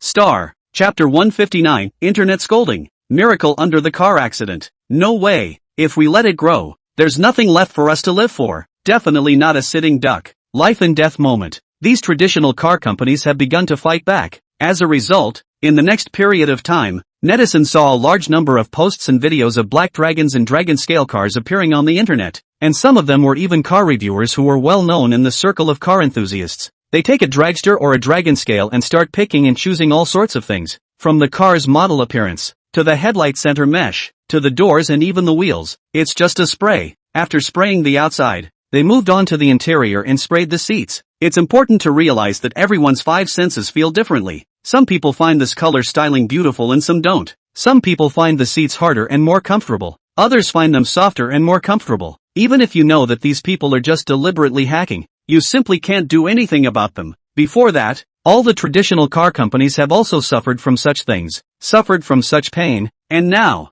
they will be their own once suffered such experiences are imposed on the Oasis electric vehicle. What?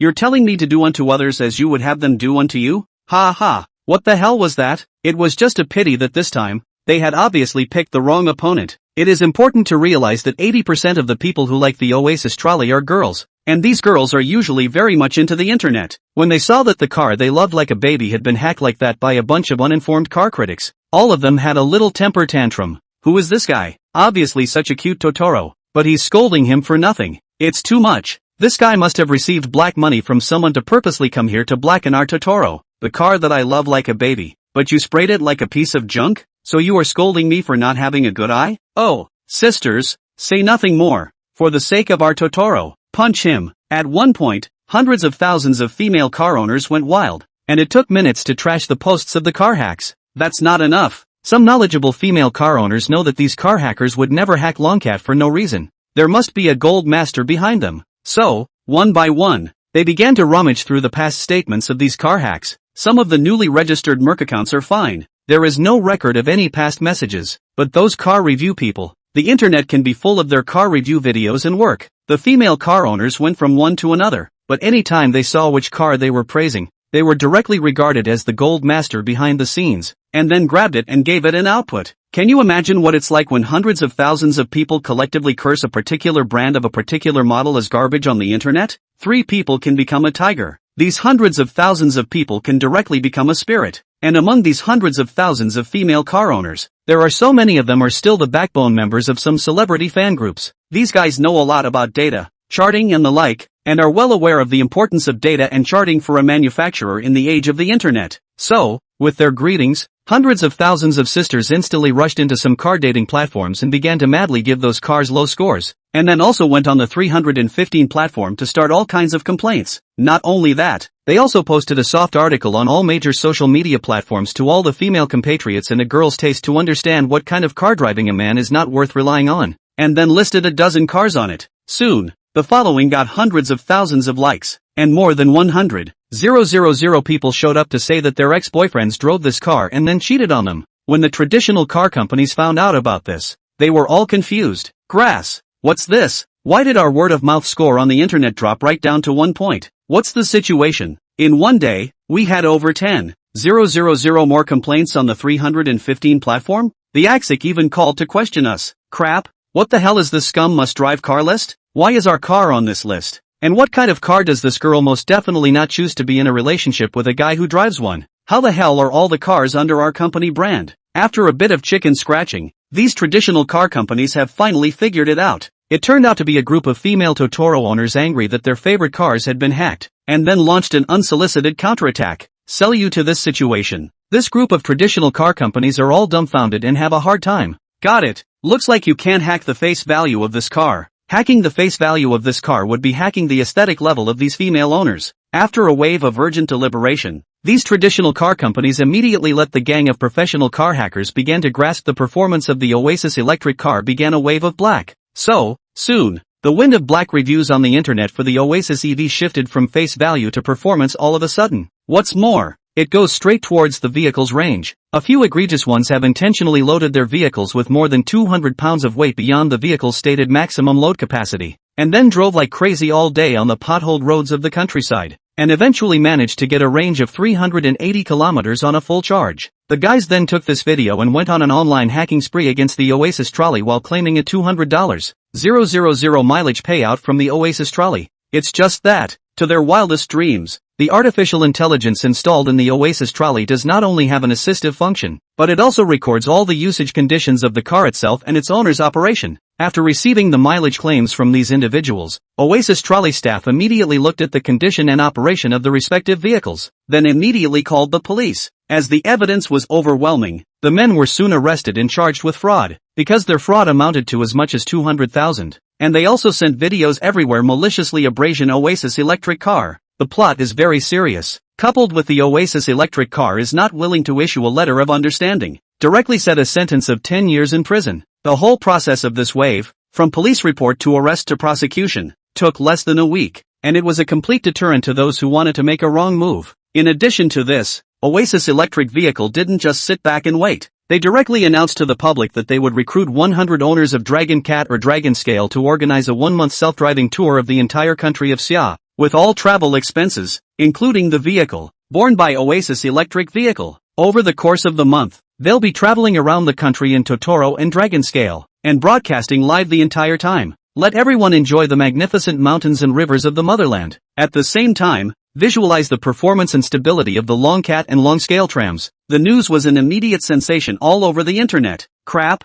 is it really fake? Isn't this a publicly funded driving tour? Can I sign up for it? I just bought a dragster last week. Oops, why do you have to be an Oasis trolley owner to do that? I just applied for a test drive reservation. Can't I just order a car without a test drive? Crap, traveling around the country in a trolley? Doesn't that mean driving this car to the desert? It's not just to the desert. It's to the highlands. If this car makes it all the way across the country, it's a real cowlick. The fact that Oasis Trolley dares to organize this event means that's all the confidence they have. That's right. You can always trust Brother Wave. Without further ado, I'll sign up right away. Haha, I'll sign up for one too. Over time, countless lobster owners have signed up wanting to take part in this self-guided tour. The netizens who had previously begun to doubt the performance of Oasis Trolley because of being hacked by a group of cars, immediately chose to place an order once they saw that Oasis Trolley dared to organize such an event. As some netizens have said, since they dare to organize this event, they must be confident in their cars. As a result, instead of decreasing due to external smears, the order sales of Oasis EVs surged by a large wave. What really established the myth of the Oasis electric car in one fell swoop was a tragic accident that occurred on a highway. A heavy-set truck driver, tired from driving for more than 10 hours straight, dozed off as he approached a highway exit,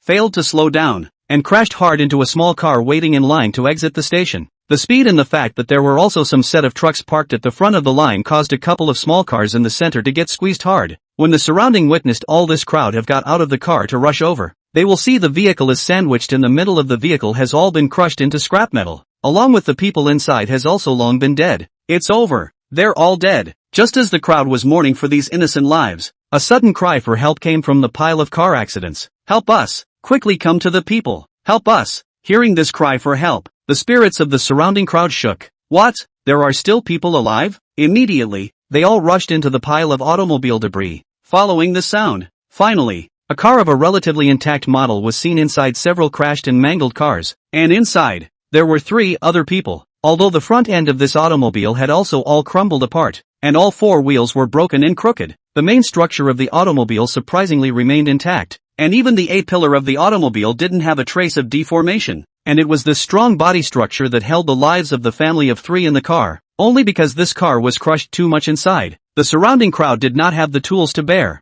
and could not immediately start the rescue. Quickly, rescuers arrived on the scene. As a car wreck was lifted and moved out of the way, rescuers eventually managed to save 3 people from that car, and they, too, were the only 3 to survive the crash. That very afternoon, someone posted the video of this huge traffic accident that happened at the exit of the highway on the internet, and it immediately attracted widespread attention. Then later, news came out that the entire accident killed 13 people, including the driver, and injured 3 others, and those 3 injured were a family of 3 riding in a car. At a later date, the car also came to light. As netizens watched the video of the one that was caught dead in the middle of the wreckage of the car, they suddenly realized that it seemed to be a dragon scale. Crap, that one's dragon scale, right? Oasis's electric car. Seems like it. It's a little hard to see when you get hit. That tire is ah. That tire is ah. Then the whole internet blew up.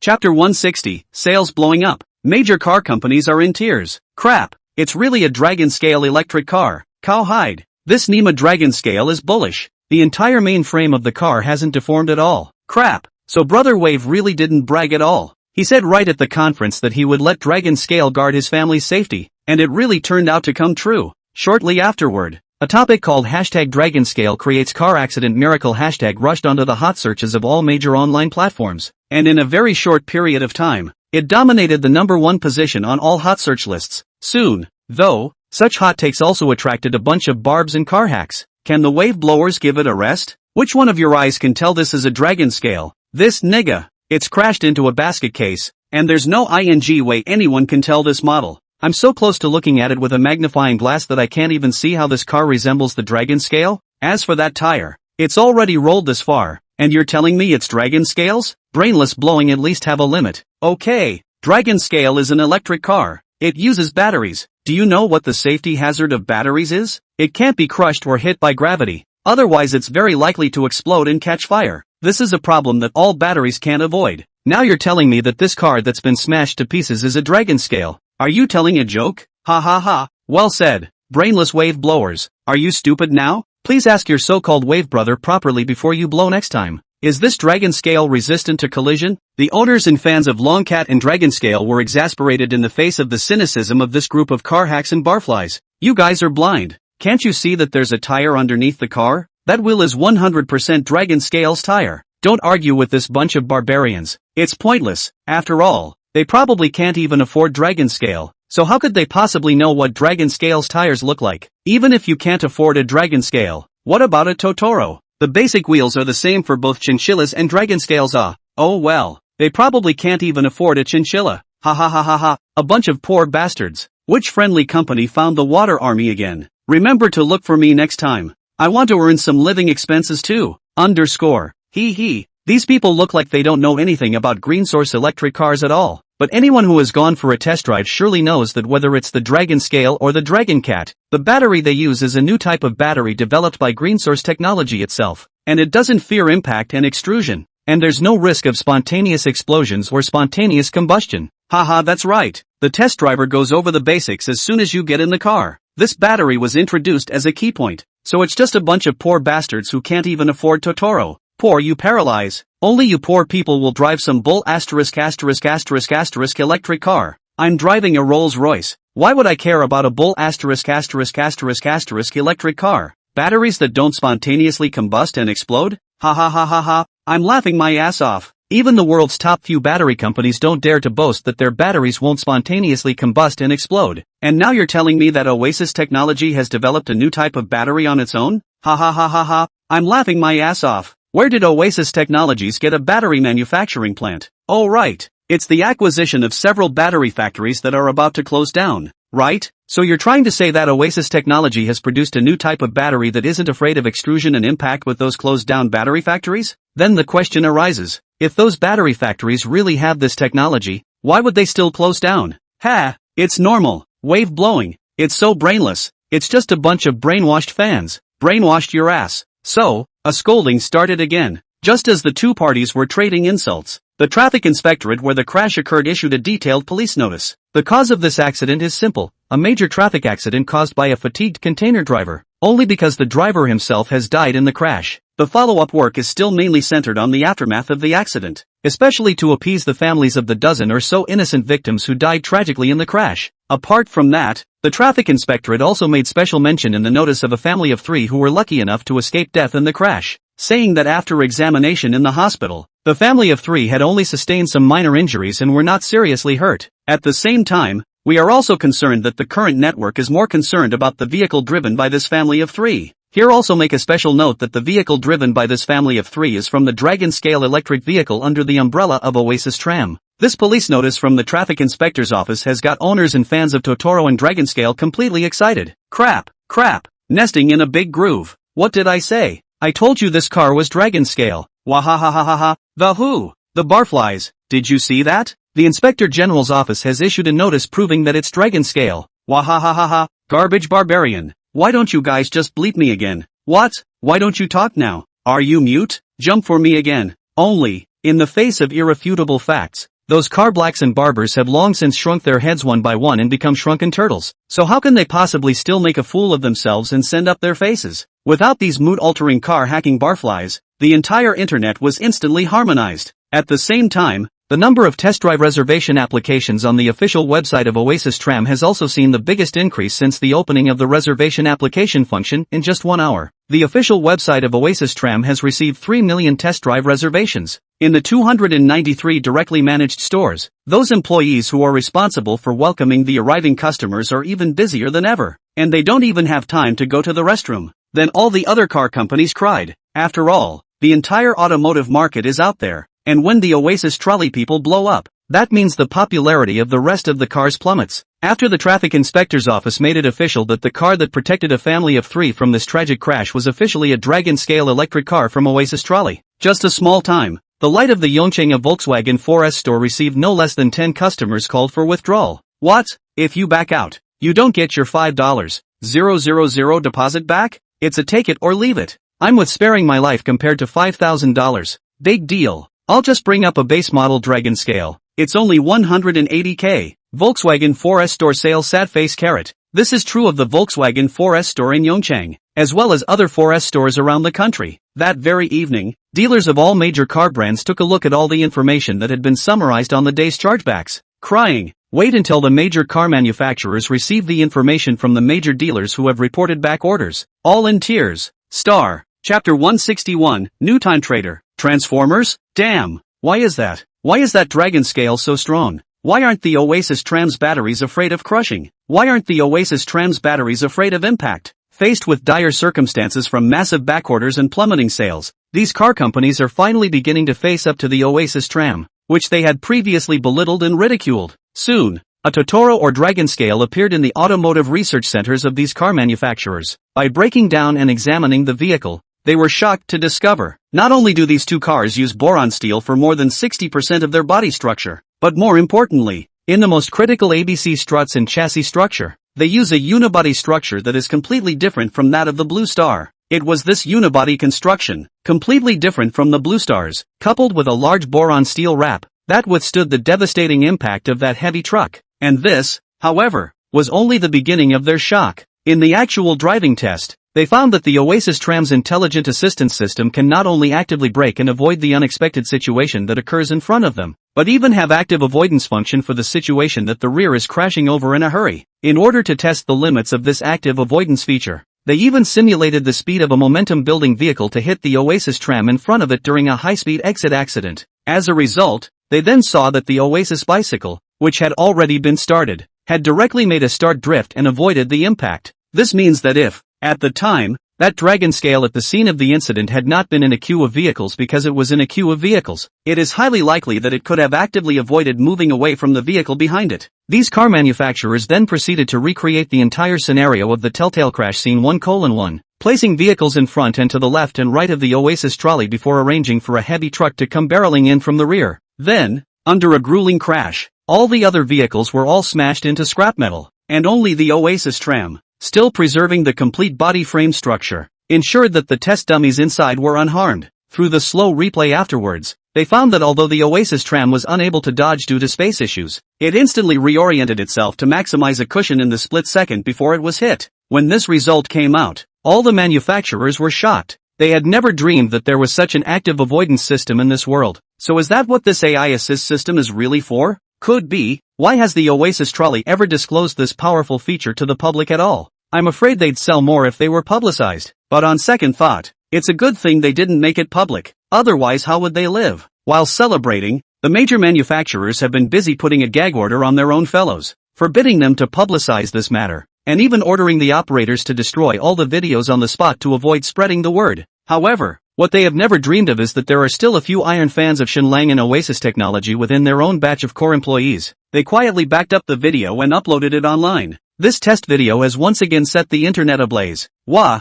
So all the Oasis Tram's assistance systems are this dope? It can actually actively avoid the impact of a vehicle from behind? My buddies and I were shocked. Holy, this means that if there is no vehicle in front of me, then even if someone behind me intentionally tries to hit me, he won't be able to do so. It's a ING cowhide. Is this the artificial intelligence assist system that Brother Wave talked about in the first place? It's simply awesome. Say, this assist system is so bullish. Why did Wave Brother and Oasis Trolley never publicize it? Yeah, this is definitely one of the biggest selling points, right? If it's publicized, it can definitely attract more people to buy this car. Some fans have even been eyeing up the Oasis Trolley. At Oasis Trolley, your copywriting promotion doesn't work. How can you pull down such an important selling point? That's it. It's a waste of time for Brother Wave to come up with such an awesome support system. Who made this promotion copy? Deduct his bonus. Faced with a reminder from fans, Oasis Trolley also responded instantly. Actually, this is what Mr. Shen meant. He doesn't want to deliberately publicize this auxiliary system, so as not to give everyone the illusion as if having the Oasis Trolley is foolproof and there won't be any dangers. More than anything,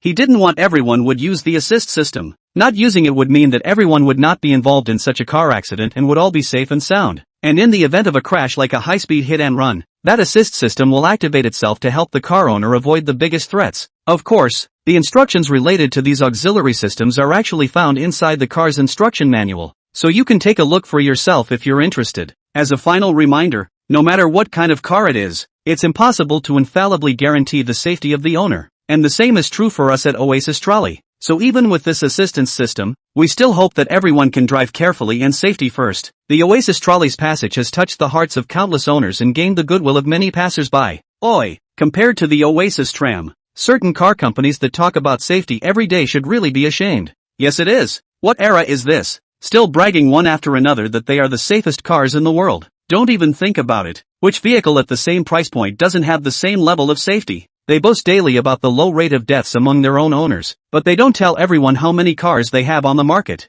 They have at most 3 million cars in the entire market. And then one owner dies in an accident and they start bragging about the safety of their cars, and then go on to mock brands that have had 10 or so bit owners die in accidents, without mentioning at all that their global car ownership has exceeded 40 million. It's laughable when you think about it. No more. Wave brother YYDS. And so, with the internet craze, once again, test drive reservations and orders for the Dragon Cat and Dragon Scale have both exploded. Faced with this situation, the bosses of those few car companies whose test videos were leaked are naturally furious. Damn, who in the hell put this video out there? Find out for me. Deduct his entire year's performance. Demote him. Send him to work on the front line of the workshop. The person in charge laughed bitterly. Old boss, this, is afraid that it is already too late. What do you mean? The car company bosses frowned and said unhappily. What do you mean it's too late? There is no such thing as too late in this world. The person in charge said. But that employee he has voluntarily resigned. The old boss, Sigma, eh?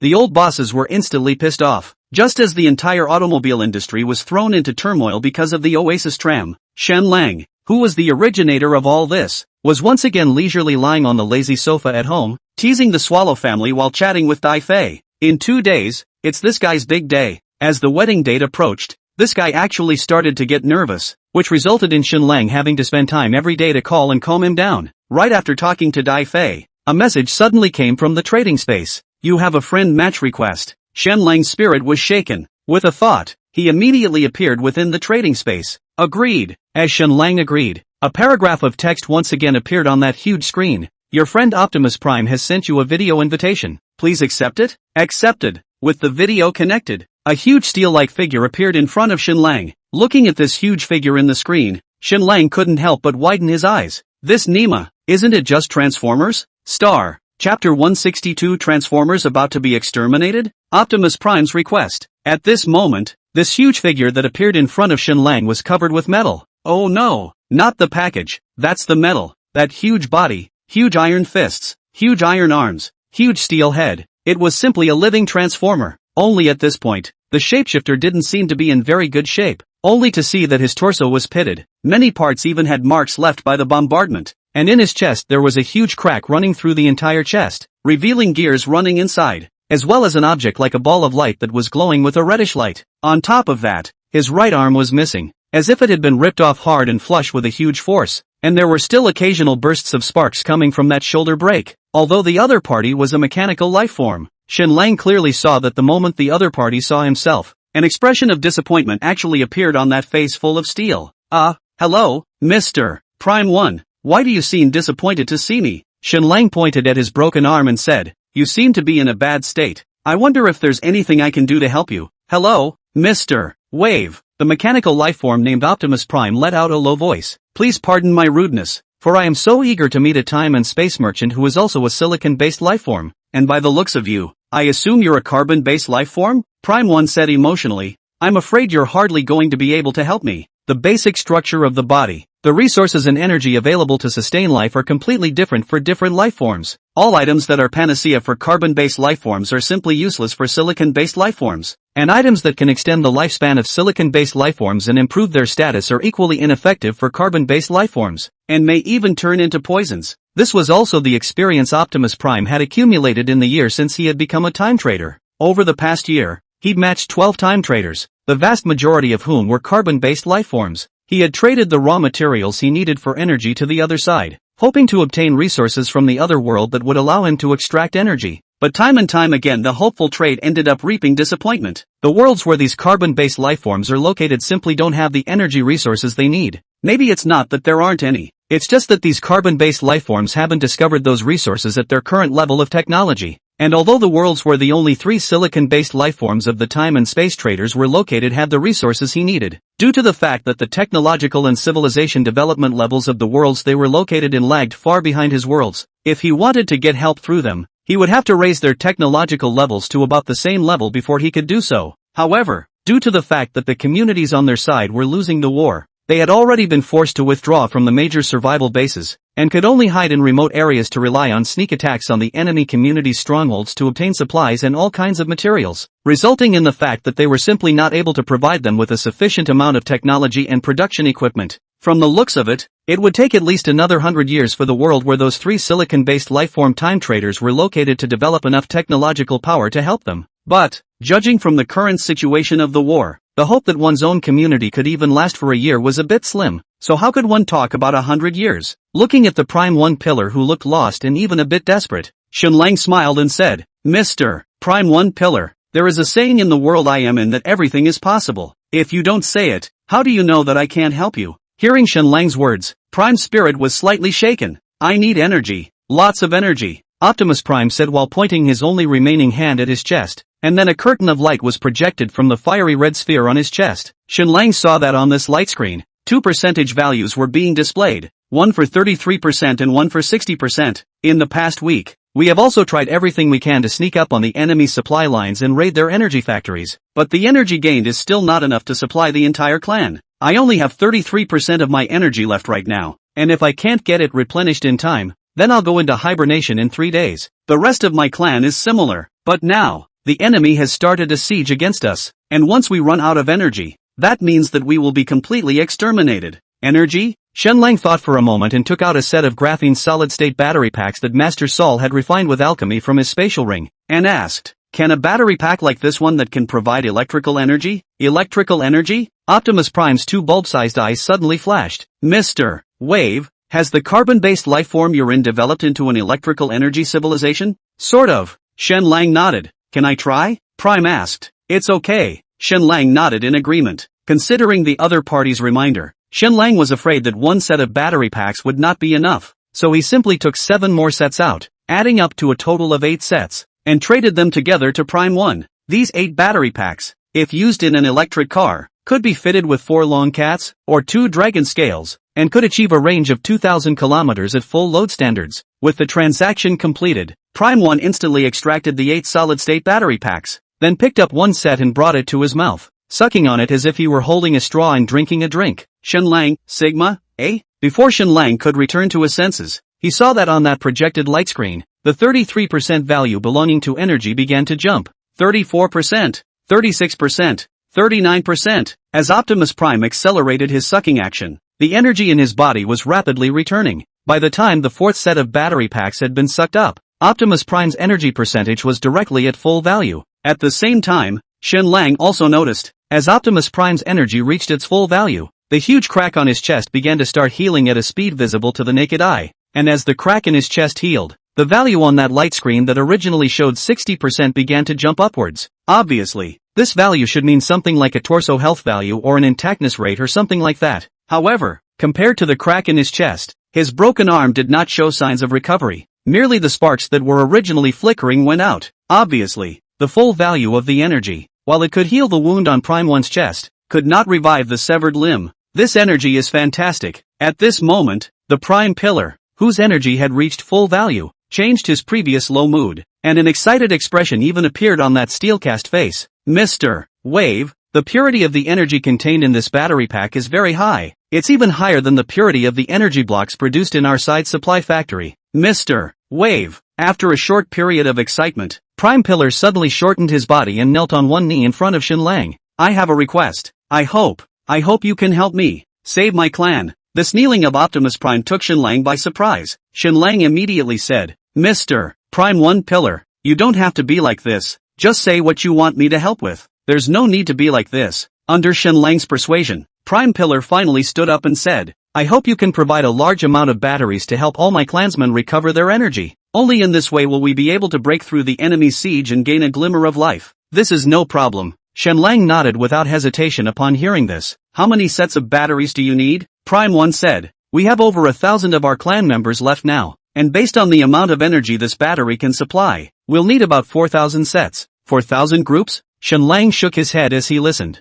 As soon as he saw Shenlang shaking his head, Optimus Prime immediately said nervously, "Too much? Then maybe 3,000 groups will do." "No, no, no." Shenlang immediately waved his hand and said, "I mean, isn't 4,000 groups a bit too little? Since you guys are going to break out, you'll definitely need to consume a lot of energy. And at that time, what if the enemy is chasing you closely and you've run out of energy? Xunlang said, let's do it this way. I'll give you 20,000 sets of batteries for you to use first. If it's not enough, you'll ask me for it. Is that okay? Oh yeah, this battery of mine can be recharged repeatedly. If you have the means to do so, you can give it to me, and I'll give it to you after I've recharged it. When Prime Pillar heard Xunlang's words, he was so excited that his eyes burst out in succession. Thanks. Thank you so much, Mr. Wave, Optimus Prime said excitedly. After a pause, Prime Pillar said guiltily, but I simply don't have anything decent to trade to you right now. Never mind, just get whatever you want. Xunlang smiled and waved his hand. When you and your clan are safe, ours will have plenty of opportunities to trade again, and by then you'll just get me some of your planet's specialties.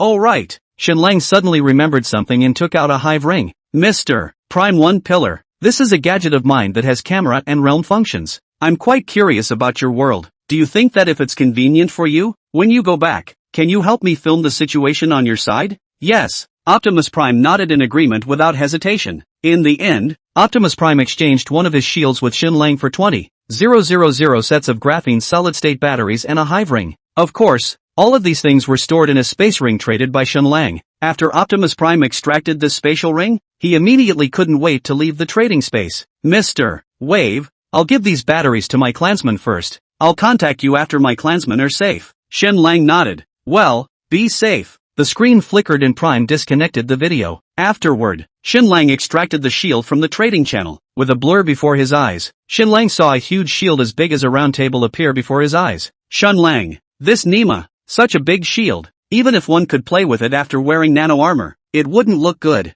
right? Looking at the shield in front of him, Xunlang's mind couldn't help but recall the scene of himself wielding the shield which would be in which round table was large. How do you look at it? It looks like a clam. And just as Xunlang was still struggling with how he was going to utilize this shield, Optimus Prime, who had gotten 20,000 sets of batteries, returned to the clan. Star, Chapter 163, Autobots, Attack. A second video invitation from Optimus Prime. Unlike the blue star with land and sea where Xunlang was located, the planet where Optimus Prime was located was strictly speaking more like a spaceship as huge as a planet. There were two major communities of silicon-based lifeforms living on this huge spaceship. One is the Fraternity Clan, where Optimus Prime is located, who mostly appear in the form of various types of automobiles. The other is called the Berserker Clan, who mostly appear in the form of various types of military weapons. In the beginning, these two groups were still living together in perfect harmony, until one day, a leader named Weibatian appeared within the Berserker Clan, ruthless and ambitious, wanting to unite the entire planet and then colonize the universe. The peace-loving fraternity would naturally not agree to such a request, and so the war began. It was just that the always peace-loving Boai clan didn't have much means of attack, and in the end, under the attack of the Berserkers clan, they were forced to withdraw from the survival bases that had all sorts of supplies, and ran to hide in the abandoned mines and factories that didn't have any resources. This war has lasted for 10 whole years. The Boai clan died, captured, and now, there are only 1,000 or so people who are still resisting. Everyone, hurry up and come out. I've found energy. With Prime 1's greeting, the clansmen hiding in various corners ran out. In front of all the clansmen, Prime 1 unashamedly took out a set of graphene solid-state batteries from his spatial ring and distributed them to the clansmen. Whoa, Matriarch, this energy is so pure. A yellow-colored transformer, not quite as big as Optimus Prime's thigh, shouted excitedly after taking a sip of the battery. Yeah, Patriarch, where did you get this energy from? It's even better than the energy blocks we snatched from the Berserker clan's factory. I got this from a time trader I just matched today. Prime 1 said. You guys stop talking for now and hurry up to replenish all your energy. When it's replenished, I'll lead you guys to break out. Clan Chief, why don't you keep this energy of mine for now? At this moment, a clan member whose carapace had been broken beyond repair suddenly said, my injuries are too severe. I don't think I'll be able to last through this breakout. Instead of wasting your energy on me, why don't you keep it for yourself or give it to other clansmen in need? The other party looked towards Prime 1's missing arm and said, when I die, you can just have the EMTs dismantle me and repair your broken limb. Stop it. Prime Pillar waved his hand, stopping his clanmates from speaking. I, Prime Pillar, never give up on any of my clanmates. You can use this energy with confidence. I still have it here when I run out. Optimus Prime said as he laid out a set of batteries in front of the crowd. Mr. Wave gave me a whole 20,000 sets of batteries. It's enough for us to fight several tough battles. And, Mr. Wave also said that if you run out you can come back to him. He has plenty there. so feel free to replenish yourselves. All of you replenish your energy to the fullest. Don't worry about running out of energy. Yes. Hearing these words from the Prime Pillar, all the clansmen quieted down and began to replenish their energy with all their might. As the energy in their bodies continued to rise, some of the minor injuries and damaged locations on their bodies had already begun to recover. It was only the severe injuries such as broken limbs that obviously could not be repaired by replenishing energy. If you wanted to repair such a serious injury, you either had to find a suitable accessory to directly absorb and assemble it, or you had to transplant the fire inside your body and give yourself a new shell. Only, the former has very high requirements for accessories. Generally speaking, must be exactly the same as its own material to be able to, and the latter that is more need a whole completed shell. And in the case at hand, they simply don't have that to make a complete shell for themselves. Just after all the clansmen had replenished all their energy to 100%, in the distance, with a loud explosion, a plane attacked furiously. Optimus Prime immediately put away the batteries that had already been sucked clean by the clansmen, and while picking up a giant axe next to him, he also released the mechanical bees in his hive ring, saying, "Clansmen, finish off their advance guard. Yes, attack!" With a roar, Optimus Prime picked up the 5-meter-tall giant axe and flung it directly into the air. Under a terrifying whirlwind wind pressure, that giant axe cut a lightning bolt in the sky, directly splitting 3 fighters in half before crashing down with an explosion. Faced with the counterattack that burst into their power, the other several fighters that had been incomparably arrogant earlier immediately turned into cyborg form one by one. They only saw them looking at the Prime Pillar on the ground that had steadily caught the huge axe that had spun back, and cried out in horror, "Isn't that the Prime Pillar? Didn't we say that his energy has run out? Why is he still able to launch such an attack?" Just as they were screaming in panic, the other clansmen of the Fraternity One who had ambushed them down below also launched energy attacks, bringing down the entire advance wave. Several medevacs then stepped forward, ready to dismember the useful accessories from those corpses and use them to repair their own clan. However, right at that moment, along with a roar of air, the second control force of the Berserkers clan came again. Looking at the distant force that was clearly more powerful than the one that had just been there, Prime Pillar immediately called out, "Go! Evacuate to a deeper position. Don't get attached to the battle. Go! Team leader, what about you? I'll take the rear. You guys go." In the end, after a fierce fight, Prime Pillar led the clan members who were together behind the temple to kill off 3 waves of enemies, successfully accomplishing the task of covering the retreat of the clan. The injuries on Prime 1's body became more and more serious after this breakout battle. The broken arm hadn't been renewed, and one leg was half gone. Looking at this miserable state of the Prime Pillar, who had safely evacuated back, several weak clansmen reached out to extinguish the fire source in their own bodies, using their own shells to mend the clan leader's injuries. It was thanks to the quick eyes and hands of a few clansmen next to them who held them down. "All of you stop." At the critical moment, Prime Pillar shouted in a low voice, "If I have to use the lives of my clan members to repair my arms and legs, then I'd rather stay half-crippled like this. But, Clan Chief, how can you continue to lead us against the Berserker clan's attack if you're like this? Yeah, Patriarch, without your battle power, we wouldn't be able to resist the Berserkers clan at all. You must repair it earlier. Patriarch, you'd better promise us. The few of us don't have much fighting power left. You let us make our last little contribution to our clan." In the face of these few clansmen's bitter pleas, the Prime Pillar sighed and said, "Don't worry guys, I will have a way to recover as soon as possible." Oh, hearing this, the eyes of all the surrounding clansmen lit up. One of the clansmen immediately asked in surprise, "What solution?" Facing the clan's pressing questions, Prime Pillar said, "Since that Mr. Wave can have items that provide us with energy, maybe he has the same materials there that can repair my injuries. I'll just trade with him to have some at that time."